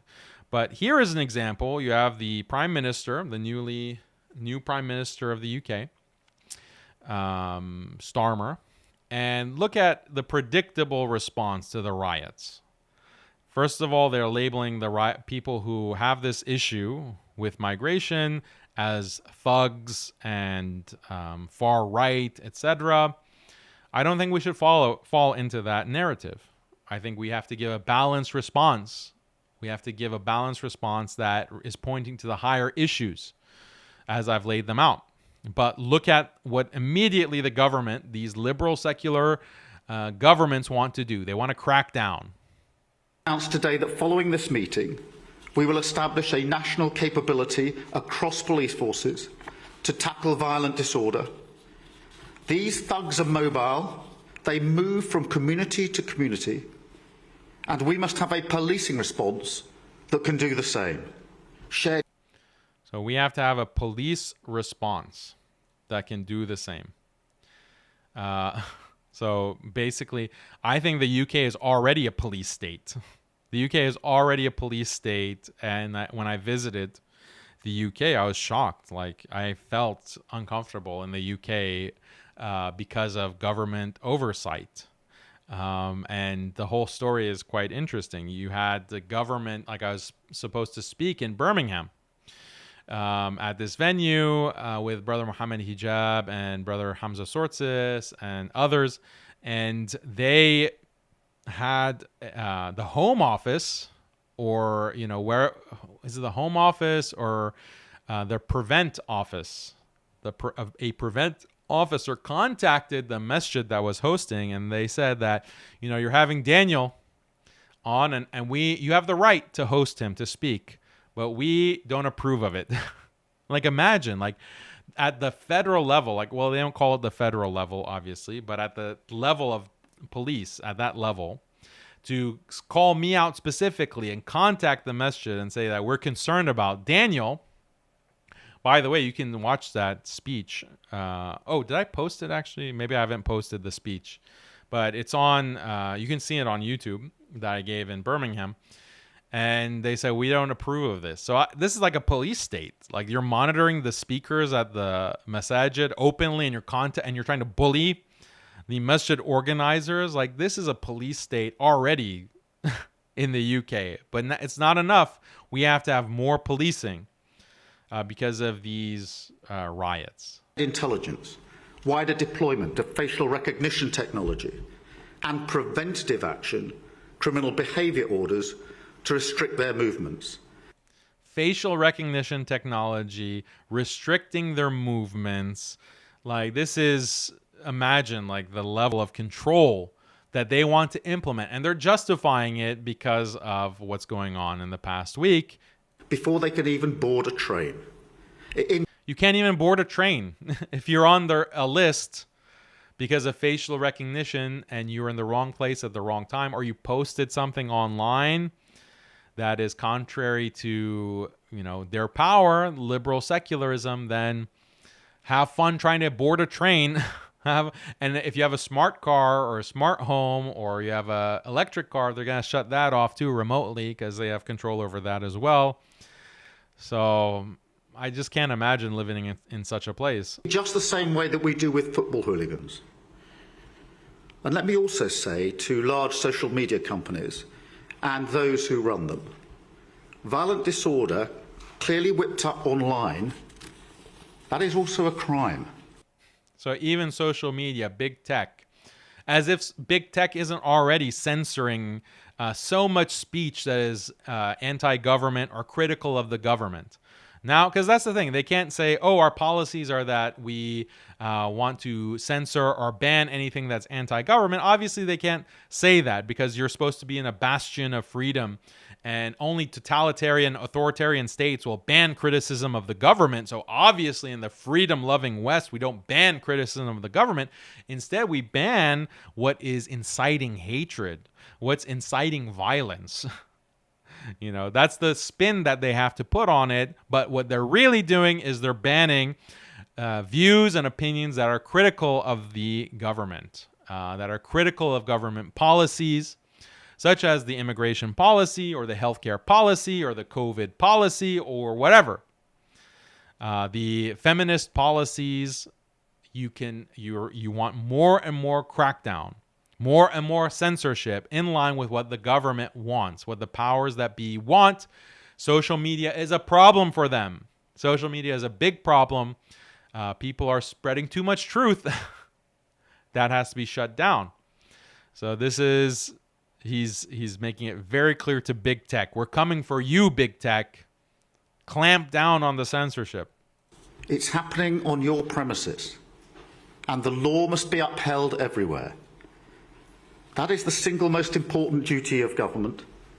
Service rests on security, and we will take all necessary action to keep our streets safe. You need security. What they mean by security is securing the liberal secular establishment, securing that, and that is the most important thing, because if that breaks down, then you will have violations of freedom and equality, and there's nothing worse than that. So you have to have this secure liberal secular establishment. If you start criticizing it, that threatens our security. That threatens the security of that liberal secular establishment. Therefore, that's a threat. That's extremism. That's radicalism. That's far-right thuggery. We have to use facial recognition to monitor your behavior, even out on the street, online, your credit card purchases, your movement, your travel internationally or domestically. We have to monitor all of that. We have to put you on a list. We have to restrict you when necessary. We have to ban you. We have to restrict the reach of your social media if you are even allowed to post. We have to determine what you can do and what you can read and what you can watch. That is what you need for security. And anyone who opposes us having this power to determine your security is a terrorist, is an extremist, and is part of the problem. So this is how it works. And so any Muslim who is defending this Labour Party and this government, it doesn't matter if it's left wing or right wing, which party is in power, they're all liberal secularists. Any Muslim who is trying to oppose the right wing, far right, whatever, by supporting these measures, you're an idiot. You're an idiot. You are basically falling for the trap. You are falling for exactly their trap. So you can oppose what Andrew Tate says. You can oppose the anti-immigrant narrative in a nuanced way, in an empathetic way. You can do that without signing off on more surveillance, more censorship, more being put on a no-fly list. You can have both positions. It's not that difficult. Okay, so now Andrew Tate, he gets in more trouble. It's hard to believe, but he starts retweeting Tommy Robinson. And so he tweets this. Hello? Yeah, okay. Just making sure you can still hear me. As a Muslim, Tommy Robinson is correct in a lot. He says here, I do not allow my faith to prevent me from listening to somebody's words and understanding what they say. That is what liberals and females do. I am a man. The British are angry for the same reason the Gazans are angry. And then he continues, the British are angry for the same reason the Gazans are angry. Oppressed men who face losing their lands will fight back. Everyone knows my stance on Gaza. I say it clearly to the mainstream media. Free Gaza now. So he's like trying to appeal to free Palestine as well. This is the same thing. Free Palestine is the same thing. So then he retweets Tommy Robinson. And what does Tommy Robinson say? Here's the video that he retweeted. Oh, before listening to the video, Tate deleted his tweet. Because I responded, I said, why didn't you point out that Tommy Robinson's Zionist handlers are pro-open borders for the UK and the West in general? Why do you think that is? I tweeted at Andrew, and eventually he deleted his post. But what was the video where he's saying that Tommy Robinson is saying some good stuff or some correct things? Let me, as the media and politicians try and blame me for what's currently happening in our country, it wasn't my policies that allowed 2 Somalians into the country who murdered a British grandmother last week in Ipswich. That wasn't my policies. It's not my policies that opened our border to Pakistani immigration and made our police stand down whilst a generation of our daughters were raped. I didn't do that. All right, so that he goes on a rant about, migrants are committing crimes, blah, blah, blah, blah, blah. So again, what is Andrew thinking by retweeting this Zionist shill, who is not actually anti-immigration, by the way? Tommy Robinson has no problem with immigration. He just has a problem with Muslims. He has a problem with Muslims immigrating. Tommy Robinson is all for wars, especially wars for Zionism and wars for Israel. He's all in support of bombing Muslim countries. But if those refugees from those countries come to the West, that's a problem for Tommy Robinson. Okay, this is the Zionist shill that Andrew Tate is saying, oh, he has some good points. And has the audacity to compare what's happening with migration in the UK, which you can criticize. There are criticisms to be made coming from the liberal secular paradigm. You can criticize that. But that's not what Tommy Robinson's purpose is. Tommy Robinson's purpose is to inflame anti-Muslim sentiment, to inflame anti-Muslim hatred with his lies about Islam, the script that he's taken off of his Zionist handler. So while these riots and protests are happening in the UK, Tommy, is sunning himself at this hotel in Cyprus. And the Daily Mail reported on this. On the run, Tommy Robinson suns himself at hotel while his foot soldiers run riot in protests across Britain. Taking a vacation there, right? So now, is Tommy Robinson really anti-illegal immigration or anti-migrant? Not really. And Sikhs have been a great shining example of how immigration can work and can benefit. Hindus and Sikhs are a shining example of how immigration is beautiful. Immigration is wonderful. Okay, so this is very much in line with a globalist perspective. This is very much in line with the liberal secularist paradigm. We want immigration. Just make sure it's legal. Just make sure it's legal immigration. Hindus and Sikhs. I just have a problem with Muslims.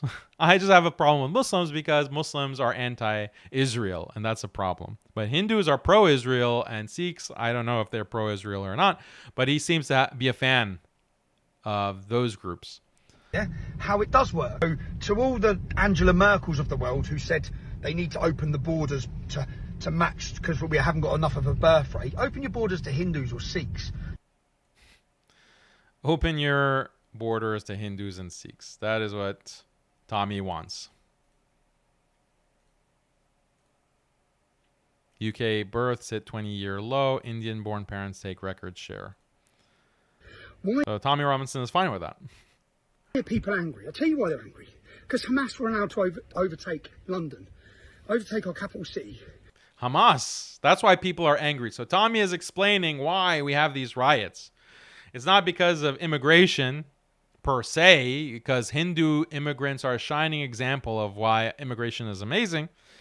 It's Hamas. Hamas is taking over London. The streets of London are being taken over by Hamas. That's why people are angry. So this Zionist has tried to manipulate whites in Britain to direct their anger not only at Muslims, but pro-Palestinian Muslims. Pro-Palestinian Muslims, and to cause riots, to attack their places of worship, to attack their businesses. So they are taking advantage. Zionists are taking advantage of this situation. They're weaponizing the white British who are dissatisfied. And look at the reason. Why are these white British actually dissatisfied? They are suffering because of economic problems, austerity measures that were put in place, COVID restrictions that destroyed the economy. They can't find jobs. They can't get married. Their children are being indoctrinated and they're losing their religion. This is a source of so much discontent, anxiety, tension in society. Who are you going to blame for all of this? You're going to blame immigrants for all of this? Or you're going to blame Muslims for all of this? That's what Tommy Robinson wants. That's what Tommy Robinson wants. He wants you to direct your problems. He wants you to direct your dissatisfaction away from the people who are actually responsible for these economic problems, these social problems. He wants you to direct that all against Muslims. Why? Because he's a shill for Israel. Do you see how it works? So we as Muslims have to transcend these narratives and say that, look, you have problems economically, you have problems socially, you have problems within your family, within your marriage. It's liberal secularism that's causing these problems. It's that cancer that has been unleashed on the human race since the Enlightenment that is destroying everything that you love. Not Muslims. Not Muslims. In fact, Muslims are being weaponized as immigrants against you. By who? By whom?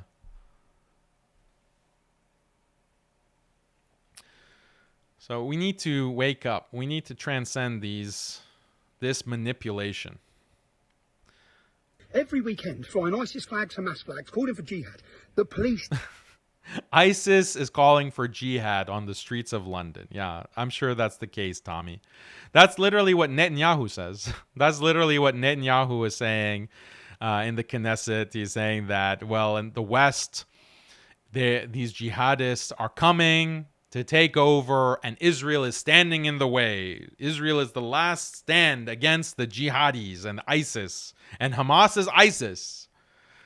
We're fighting Hamas. That means we're fighting ISIS. We're fighting against the invasion of the West. So that's why you have to support Israel. That's why if you're dissatisfied, if you're suffering economically, you can't find a job, your wife is leaving you, your kids are leaving you, you're depressed, you're addicted to opioids. You know who the source of all of that problem is? It's the jihadis. It's ISIS. It's Hamas. That's why you have to support Israel and support another war for Israel. You have to go to war and fight Iran. Like this is the line that Tommy Robinson is pulling. Did nothing. Okay, so what's Tommy Robinson's background? Here he was charged after attending anti-Semitism march. He is marching against anti-Semitism, a rally against anti-Semitism, and he was trying to, cause violence. He's a provocateur, basically, against Muslims. So he's arrested and charged. This is a thread on Twitter by Loki. He's a activist, and he did some good research in this thread about the Tommy Robinson connection to the Israeli government and the funding of Tommy Robinson by the Israeli government. So let's go through this. Tommy Robinson's co-founder of the EDL, English Defense League, was an individual called Paul Ray, the co-founder. Paul Ray worked for Israeli intelligence, infiltrating and spying on the pro-Palestinian International Solidarity Movement, of which Rachel Corrie was a member. So his co-founder of the English Defense League is a Israeli intelligence asset. Interesting. The head of the EDL's Jewish unit, Roberta Moore, is pictured here alongside genocidal Israeli politician Moshe Feingold and the head of the Canadian branch of the Jewish Defense League terrorist group. So the Jewish Defense League is considered a terrorist group by the United States. But some reason in Canada and the UK, they're not designated a terror group. By the way, the Jewish Defense League has attacked me. Whenever I visited Canada, they try to get all my events canceled. And they're a designated terrorist group, the Jewish Defense League. So these are who Tommy Robinson is in bed with. On the 28th of February 2013, Roberta Moore changed the name of the EDL on Companies House to the Jewish Defense League. So from the English Defense League, it became the Jewish Defense League. Interesting. The other time the English Defense League was registered on Companies House was by Tommy Robinson's assistant, Helen Gower. Until 13th of June 2014, it seems to have been registered as the English and Jewish Defense League. A reminder that the Jewish Defense League, JDL, is prescribed as a terrorist organization in the United States. So it was the English and Jewish Defense League. You have to have both. So do people know this about Tommy Robinson, their hero, their white nationalist hero? So then, look at this. According to the former employee Lucy Brown, Tommy Robinson received £10,000 monthly from Robert Shillman, a board member of the Friends of the IDF. Shillman is filmed speaking here at the Zionist Organization of America. So you can go watch Shillman in this thread from Low Key. £10,000 a month. That's not a small amount of money, right? He's able to buy a lot of cocaine.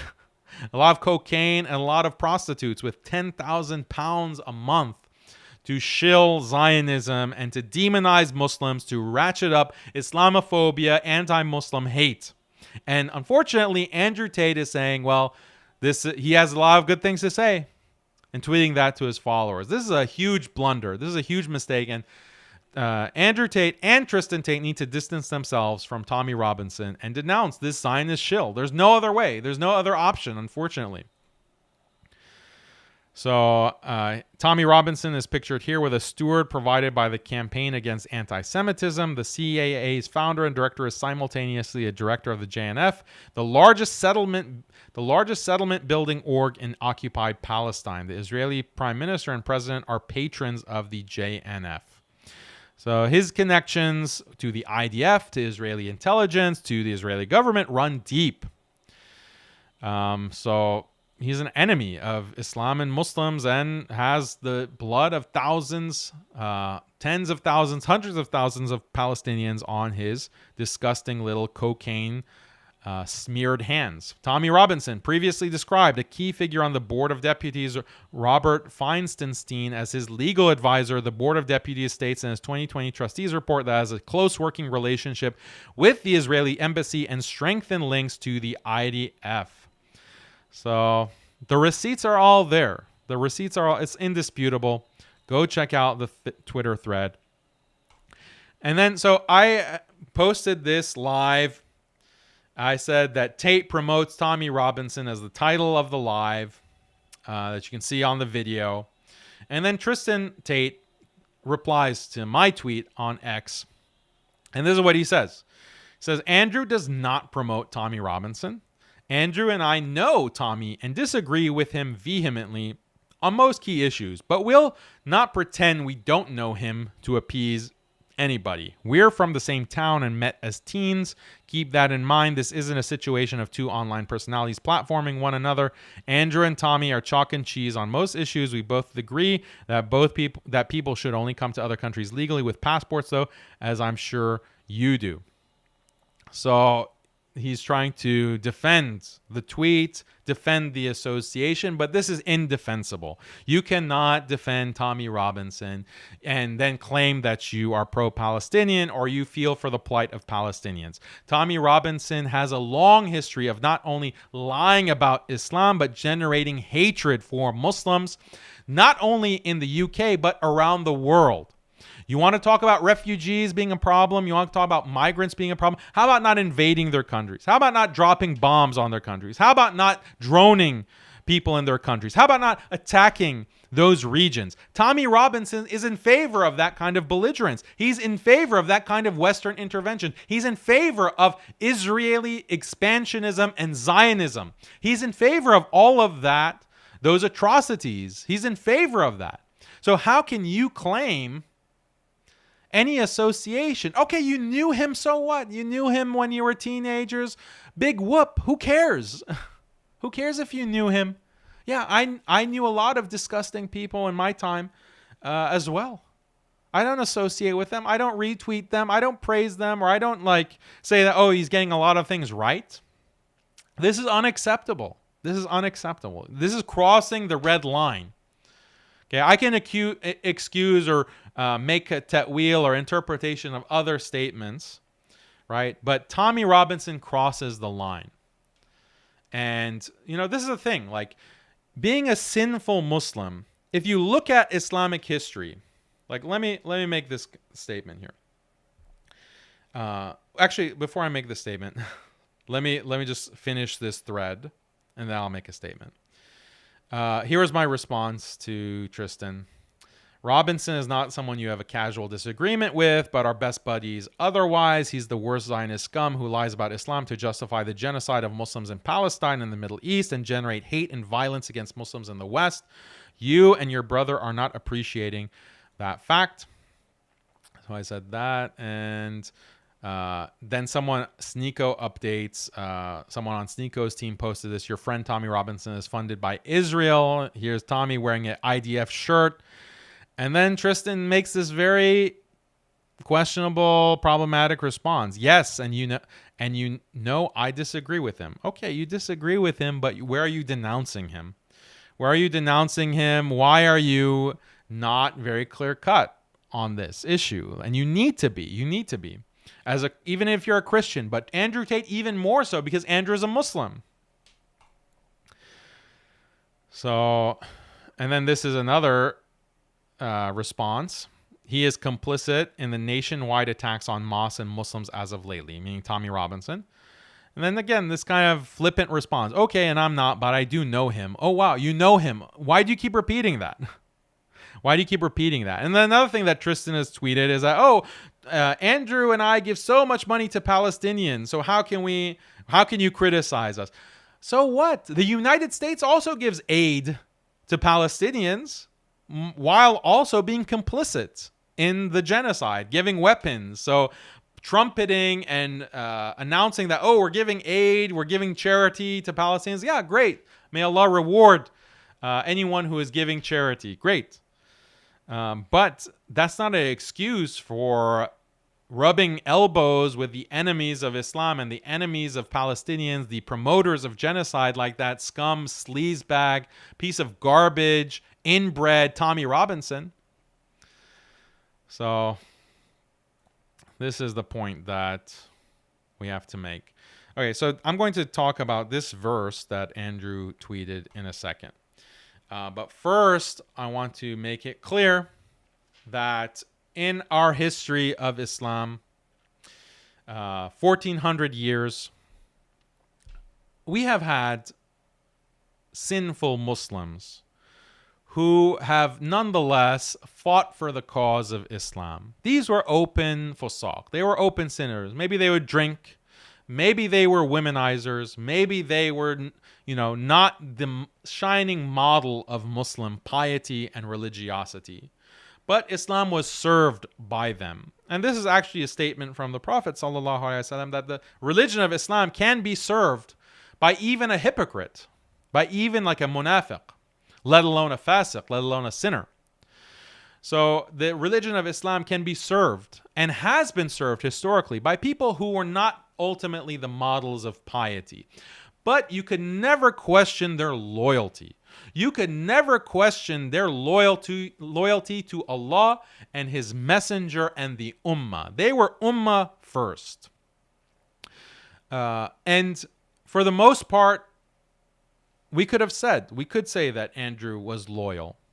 But his actions recently, especially, as I said, retweeting Tommy Robinson or not denouncing Tommy Robinson after tweeting him, that brings into question his loyalty, Andrew Tate's loyalty to the Ummah, to the Muslims.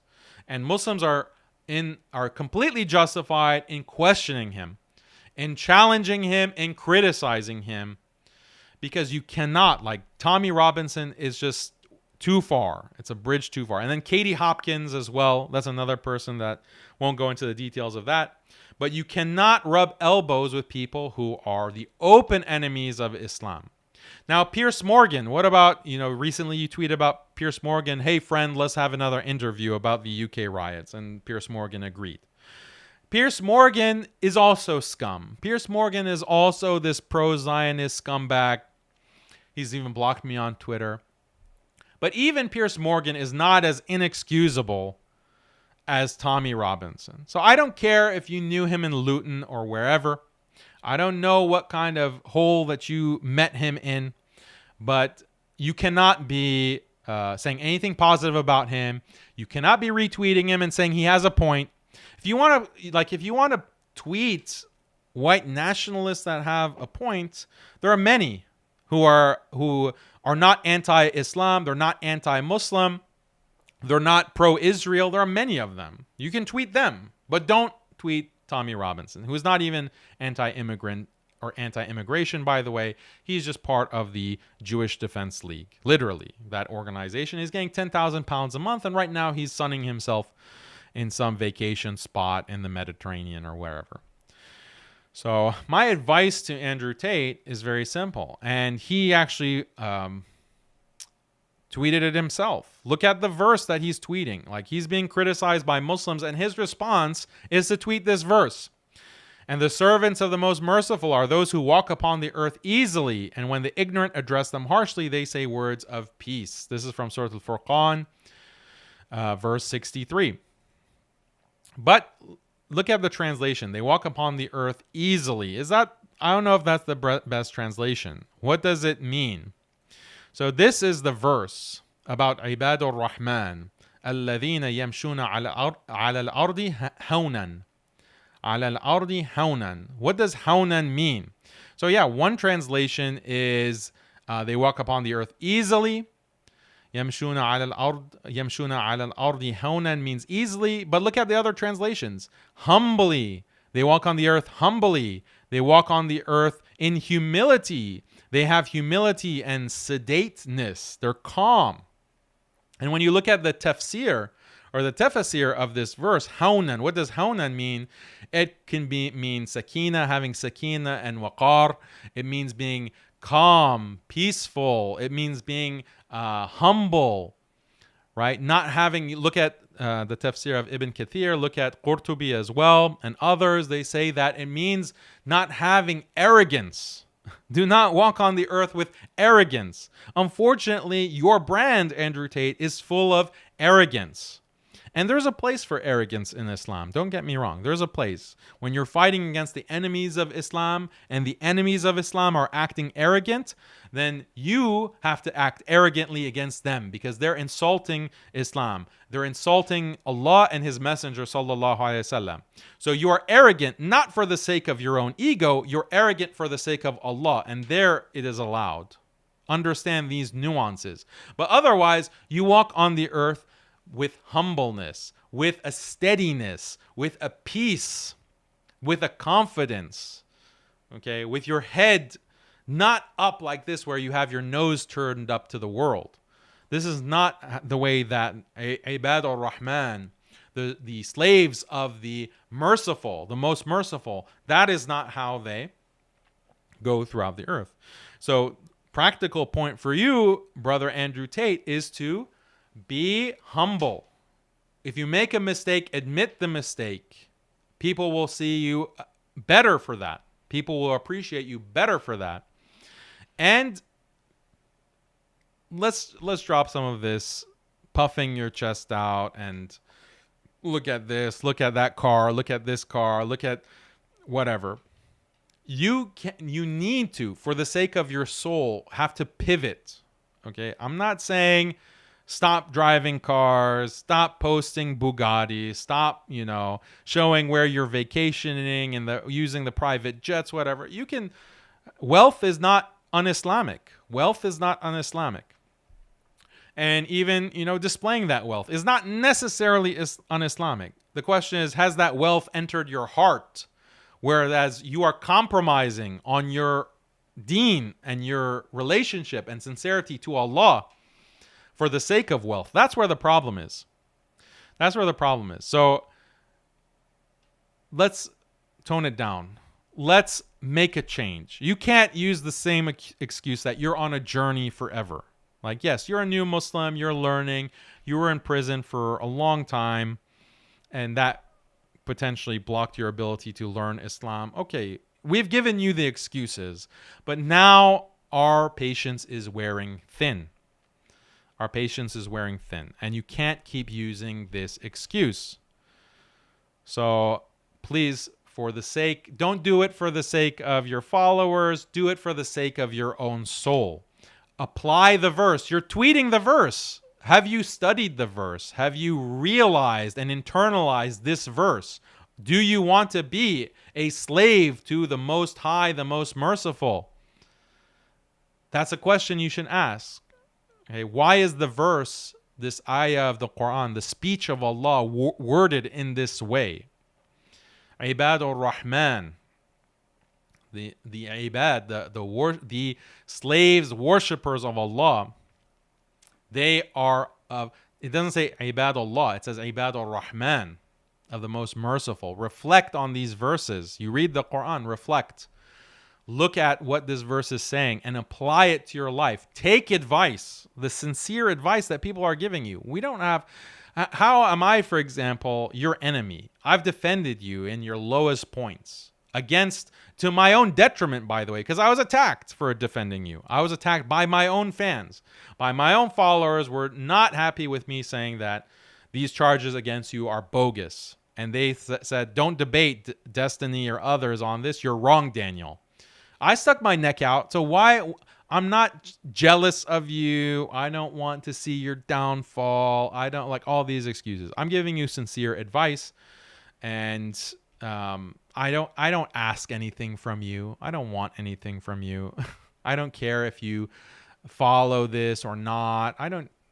You're not giving me anything. I don't benefit anything from you. I'm just trying to give you sincere advice. So take that for what it is. And may Allah guide you. May Allah guide all of us and forgive us for our sins. because I'm not a perfect Muslim either. So, great. So now I believe those are all the points that I wanted to make. Let me just check my notes and make sure I didn't miss anything. Sometimes I miss stuff that I mean to say, and then I regret it. So we talked about liberal secularism as a project. We talked about immigration. Yep.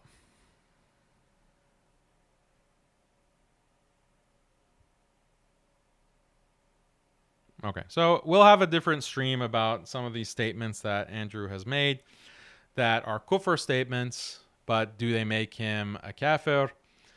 There's questions there. And I don't think people should be just takfiring him.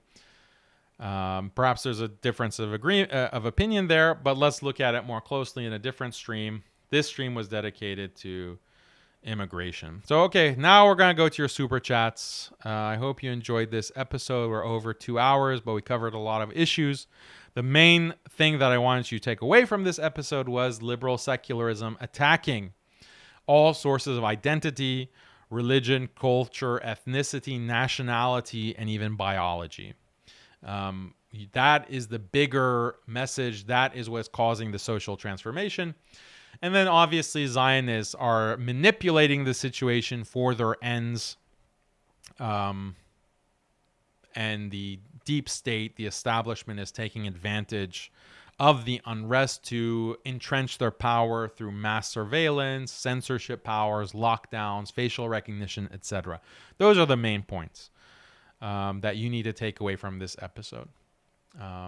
So great. Inshallah, we can look at your chats.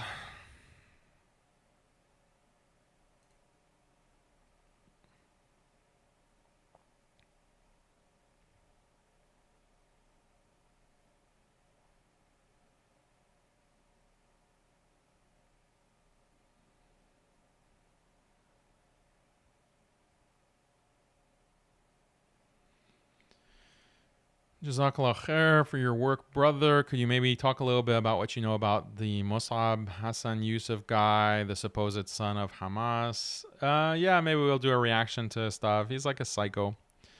Khabith, shaitan. So we can react. Let's see.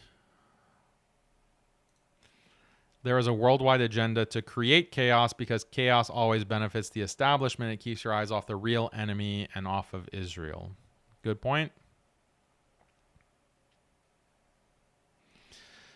Tate riled up the racists against our brothers and sisters. We should be enraged. Where is the ghaira? We need no one but Allah.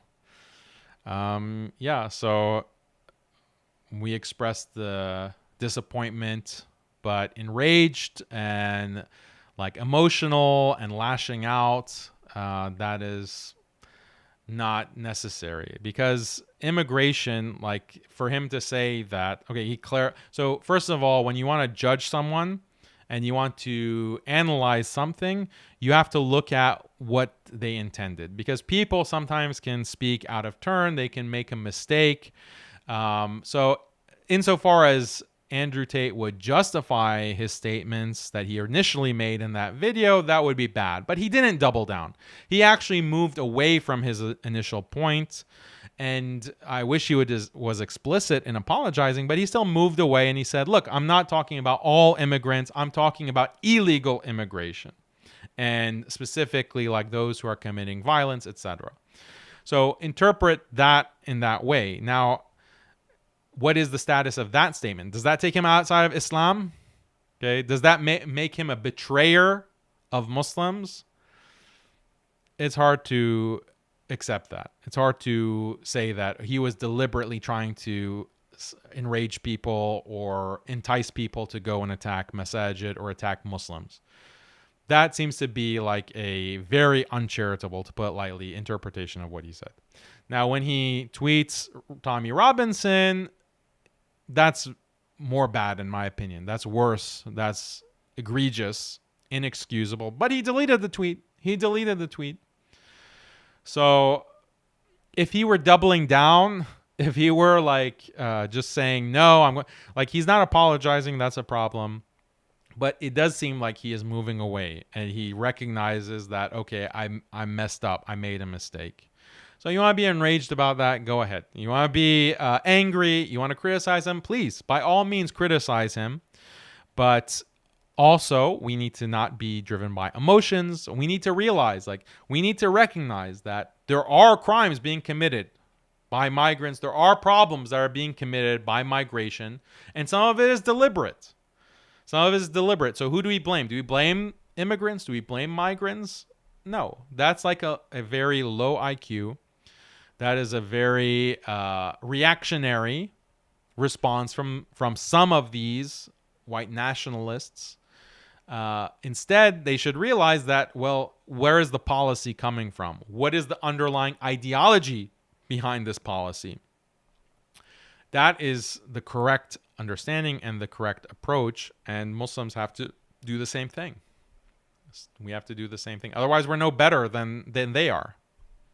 That's the point that I'm trying to make. You want to react emotionally and beat your chest. Okay, beat your chest in the right situations. Beat your chest like Andrew Tate. And this is what I tell people. Like, you have reformists who are constantly denigrating our religion. You just had one of these reformists with millions of followers who goes online and says that, yeah, we need to reform Islam. We need to take another look at our tradition, and things like husbands being the head of the household, that might not be applicable anymore given our time and place. Like, that's a direct attack on our Islamic tradition, the practice of Muslims. That'll potentially distort Islam for generations to come. No one's beating their chest. Oh, where is your ghira for that? When there's no response, by the way, no one is talking about it. Like, those are the things that beat your chest about, be angry about, make a statement. But oh no, in that case, like, this is not consistent. This is not consistent, and this is not getting the priorities right. Okay. To what extent was does Andrew Tate, like, hardcore white nationalists are just taking marching orders from Andrew Tate? Why? Andrew Tate is an immigrant, or he's from an immigrant background, and he's not even white. So all of these hardcore white nationalists were just waiting for Andrew Tate to put out a video, and then they saw that and they went in and attacked a mosque. They went and attacked Muslims. I don't think so. I don't think so. The social media, there's all these Zionist bots, and you know who's sending the Zionist bots, who's funding them to create this anti-Muslim outrage. They're doing this. Why? Because of Palestine. Because they want to direct away attention, as we read in the super chat, away from the atrocities that are being committed by the Zionist state. Not Andrew Tate. Okay, his tweets were ill-advised. His video is made a lot of blunders. He did cross the red line with promoting Tommy Robinson, but he's backed off on those things. So let's keep things in the proper perspective and not be emotional. Yeah, so any other comments?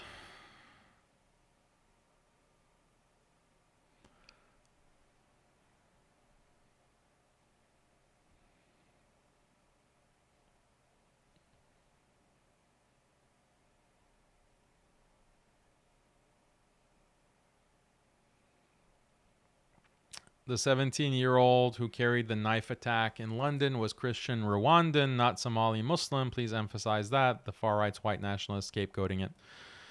Yeah, we pointed that out. It was a Christian, but there are other cases where it is Somali Muslims, or it is South Asian Muslims, or it is Arab Muslims, or it is African Muslims. There are other cases that are Muslim.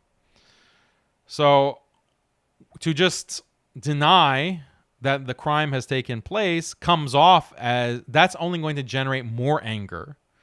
Why can't we Muslims say, some Muslims do, so I don't want to paint us all with the same brush, but just say that this is wrong, it's sad, this is a tragedy. There is questions about why is there this crime rate coming from this specific demographic. According to the liberal secular order, you can't question that. You can't even raise that question because that's seen as far-right hate. That's seen as far-right hate. But I think it's a mistake for Muslims to take the line of the liberal secular establishment, because they're not our friends. They're the ones who are creating the refugees. So let's stop with the name calling. Let's stop with these reactionary emotional responses and say that, yeah, unfortunately, there are Muslims that are committing crimes. We should denounce that. How about that? We should denounce that. We denounce those kinds of crimes. We are against any kind of criminal behavior. We're against grooming gangs. We're against stabbings. This is detestable. This is contrary to Islam. We just acknowledge that. That's what a lot of people just want, because they're like, it's made to seem like you can't even acknowledge that because otherwise you're a hateful bigot. So let's just acknowledge that and point to the bigger problem, the source of the problem, the social transformation by the liberal secular system.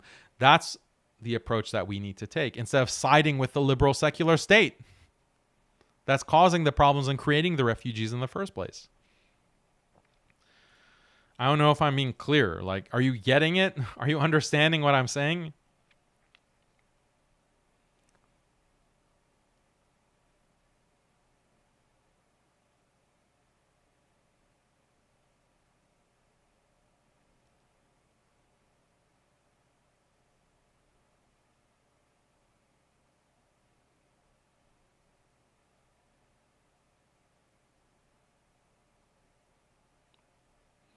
Here's a comment. Easy for you to say, let's not be emotional. If you or your family was in the middle of the riot and been targeted, will you be saying the same thing? Yeah, I would be saying the same thing. Like, do you think that this kind of, these riots aren't able to spread to the US? Like, they're just going to be limited to the UK? Like, this kind of anger at immigration is bubbling in the United States as well. And even though I look white, you know, I have family members that that don't have the same kind of white Caucasian look. And so they can be targeted. They are targeted, by the way, because these people exist in America as well. And I'm still able to have a sober analysis and understand the real problem, the real cause of the problem, without being emotional. When you're emotional, you make stupid decisions. When you're emotional, you say stupid things. When you're emotional, you can't really understand the source of the problem. Men cannot be emotional in these crisis situations. When you're targeted in a riot, that's when you're most in need of clear, cold rationality and clear, cold thinking. Being emotional in these dangerous situations is the worst thing that you can be, actually. So that's why you need men, because men are able to have that kind of cold, calm thinking to figure out what do we have to do to escape the danger. That's why men are in charge. But if you want to scream and cry and be emotional like a little child, okay, then you know where you can go. Sit with the ladies. But the men are trying to think very calmly and rationally about the situation.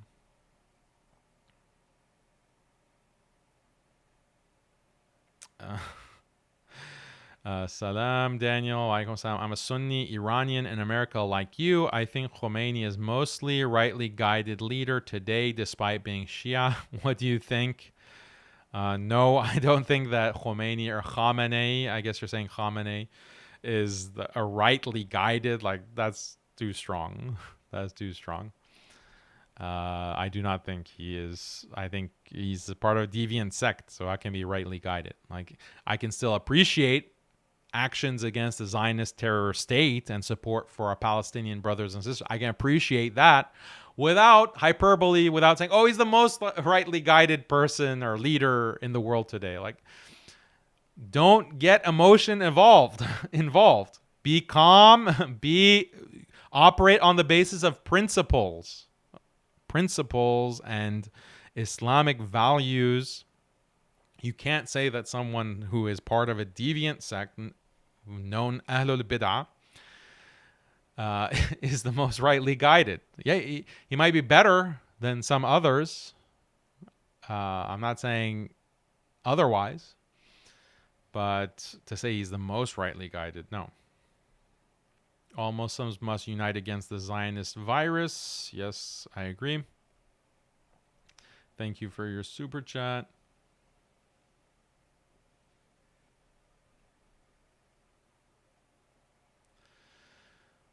Yeah. The native English need to have their concerns heard. The racist hooligans need to stop, and the Asian thugs need to stop swinging swords. There are literal videos of this trending. Yeah, like people need to have their concerns heard when they're suffering from economic woes, joblessness, the destruction of the family, destruction of marriage, drug epidemic, crime. People are angry and they are scared and they're anxious, and all these governments are talking about is war with Iran. So let's hear people. Let's hear what they have to say without labeling them far-right thugs. The secular state doesn't want that. The secular state wants you to think that you're living in the best times. We are living in the best times. We are living with the greatest. You can watch any movie that you want at the palm of your hands. You can buy, the best food, the best cuisine using your phone. You can enjoy life and all of these pleasures. You can masturbate to all kinds of pornography. Like, these are the best of times. That's the message of the establishment, because they want you to be fat and content and just sitting on your couch. That's what they want. They don't want you to realize the truth that actually things are really bad. Things are I can't remember times being any worse. Seems like the society is being barely holding up, is barely being held up by the seams. Things are collapsing. Things are being ripped to shreds. The social order is in shambles. They don't want you to realize that or talk about it. And if you do, they'll label you a far-right extremist, and they want to censor you, deplatform you. They want you to blame the immigrants. They want you to blame the migrants, the asylum seekers, the refugees. So yeah, people need to have their concerns heard, definitely. And Muslims taking up swords and like going and fighting people, this is so dumb. This is so stupid. Like, you're just playing right into the hands of Starmer and this government to crack down and make the UK even more of a police state, if you can imagine that. I can't imagine, but it's going to be even more of a police state. You can't even carry a butter knife. You can't even, forget about having any masajid or madrasas, or forget about pro-Palestine protests. By the way, don't you realize that the crackdown on any kind of nationalist protest is also going to be applied to Palestinians? Like, we're the Labor Party calling pro-Palestinian protesters pro-Hamas extremists, like, just the past month. So any measures that are taken to crack down on this far-right thuggery is also going to be used doubly, triply on pro-Palestine protesters. Forget about having masajid that aren't being overwatched by government officials, like a designated officer. They already are. Like, so many of them already have assigned prevent officers. Forget about having a madrasa where the curriculum isn't dictated directly by the government, because we have to be worried about this kind of, it's a security issue. That's what Starmer said, right? That's what the PM said. So, yeah, just go and, okay, you want to defend the masjid. Do you have to dress like in all black? Why? Why are you dressed in all black? Why are you wearing ski masks? Okay, you're worried about facial recognition. Fine, but wearing a ski mask and you're wearing all black and you're marching and you're carrying weapons, this is not like, the optics is so destructive. It's so destructive on many levels. You're just asking to be labeled a terrorist or an extremist, and we need crackdowns, etc. Like, this is, you're not some manly man. Like, wow, you got it. You picked up a baseball bat and you wore black and you went into the street. So lack of leadership too. I mean, who is the leader? Like, who over there is leading the UK Muslims? It's a question.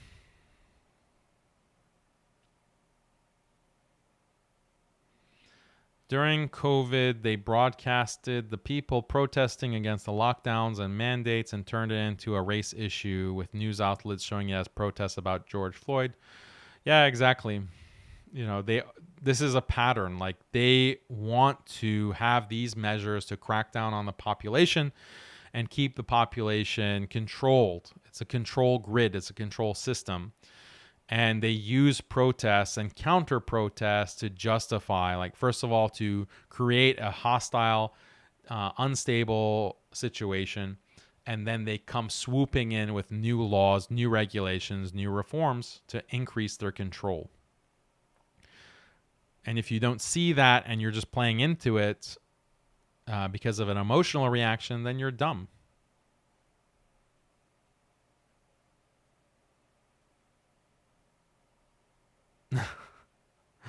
I was in a meeting. One person mentioned that Andrew Tate, Jordan Peterson, and others are all funded by Russia to attack Western Europe and incite a civil war. Oh, okay. So now Jordan Peterson of the Daily Wire, of Ben Shapiro, who's literally tied to Israeli intelligence. That Jordan Peterson is actually a Russian agent. Oh, okay. Interesting.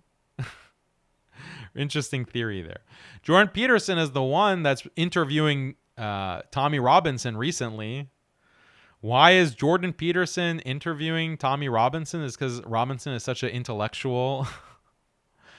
So Jordan Peterson, one Israeli shill, is interviewing another and platforming another Israeli shill, Zionist shill, and Tommy Robinson. I don't think it has anything to do with Russia.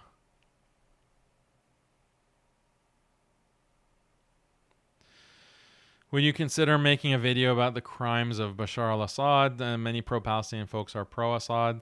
Yeah, we've done videos on it. We've done videos on this channel. Do a simple search. I've tweeted about it. We have articles about it on MuslimSkeptic. Want more? Yeah, there's a million issues that we're trying to cover all at the same time. But yeah, plenty of crimes of Bashar. And by the way, he's not even a Muslim. So...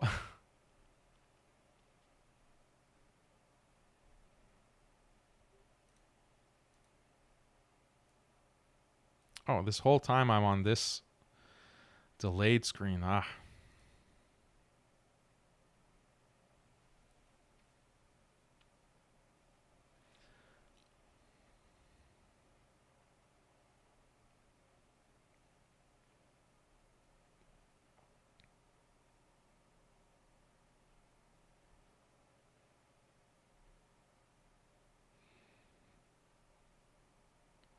Okay.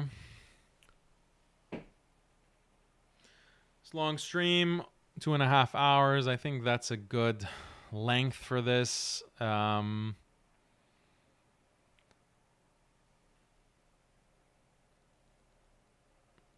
not seeing any other super chats. Again, I don't read all the super chats because they're just either not relevant or they're like cheap self-advertisement.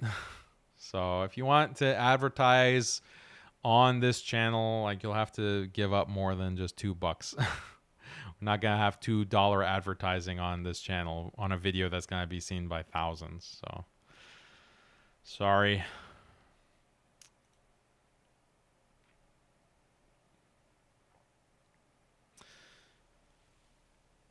Anyway, I think I covered everything.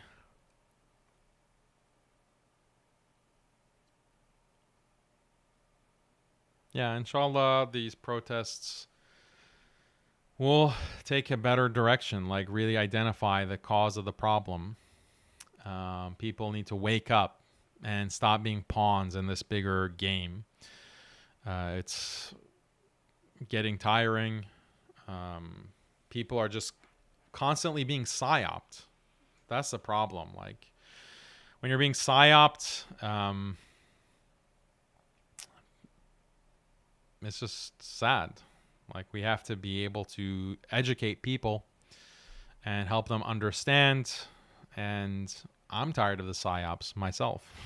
Like, my psychology and mental health can only take so many psyops. We haven't really determined what's the limit of psyops that you can give to a population without the population just melting down and becoming extremely violent. Like, what's the limit? How many psyops?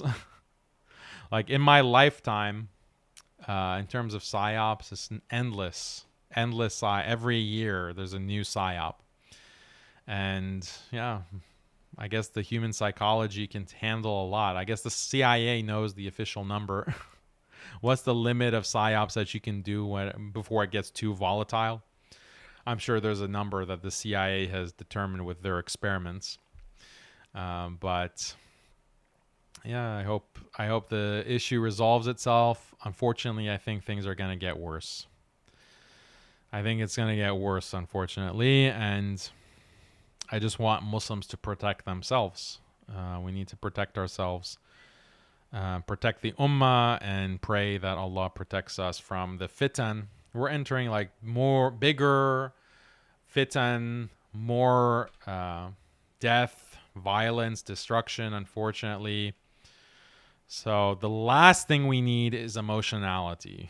The last thing we need is, oh, where's your ghira? Let's just go and wear a black ski mask and carry a baseball bat. Like, that's the last thing we need. That only causes more problems. And if you don't realize that,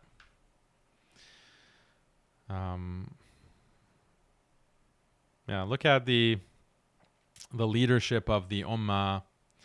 Look at the Prophet sallallahu alaihi wasallam. Look at the Khulafa Rashidun. Look at the way that they approach things. You first have to deliberate. You have to consult. You have to think. You have to analyze, and then you make the decision.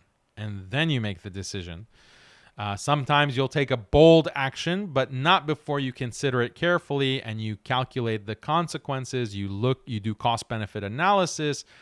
Then you take action. There is barakah in that. There's a blessing in that, as opposed to just emotionally, oh, let's spill out onto the street. Let's spill out on the street and let's have these gangs that go around. And so that's an emotional reaction. Fine. There's a place for emotion, but we need leadership. We need careful consideration, thought. Who is trying to play who? Who's trying to psyop whom? That level of deliberation is much needed. Someone's saying, what's your prediction for the next 10 years in Europe? Well, as far as this immigrant situation, I think it's going to get more explosive, unfortunately. I think this is exactly what the governments want. They want to destroy the last bit of cultural identity, nationalist identity, religious identity. So it's just going to get worse. What they want is a population that has no religion, has no racial or cultural or religious affiliation, and they're going to take brutal means in order to achieve that in Europe. So, and as the economic situation gets worse, which it's planning, it's going to happen. Look at the stock market today. It was a huge drop, was a crash. Some described it as a crash. Economic situation is going to get worse. That's only going to exacerbate these tensions. It's only going to create an opportunity for the government to crack down even more ruthlessly, even more brutally. So it's a dark future. I hate to be pessimistic, but it's not looking good. So may Allah protect you and your families, and I wish I could give you good news. But you have to look at things at the broader, curve of history. And the curve of history is that liberal secularism is this monstrous force that is very difficult to stop. No one has been able to stop it thus far. No one has been able to stop this liberal secular force. And where does this liberal secular force want to take humanity? They have that goal. Therefore, it's easy to predict where things are going. Anyway. So, yeah, who's behind the chaos? Who's behind the riots? I don't think it's just Zionism. You can't limit it to Israel and Zionism. They're taking advantage of the situation. They're trying to inflame the situation. But there's a bigger problem. Even if there was no Israel, these kinds of riots could have happened, would have happened, were inevitable because of what the erasure of national identity. Europe is has a nationalist heritage. Okay, ethno-nationalist, ethno-cultural heritage.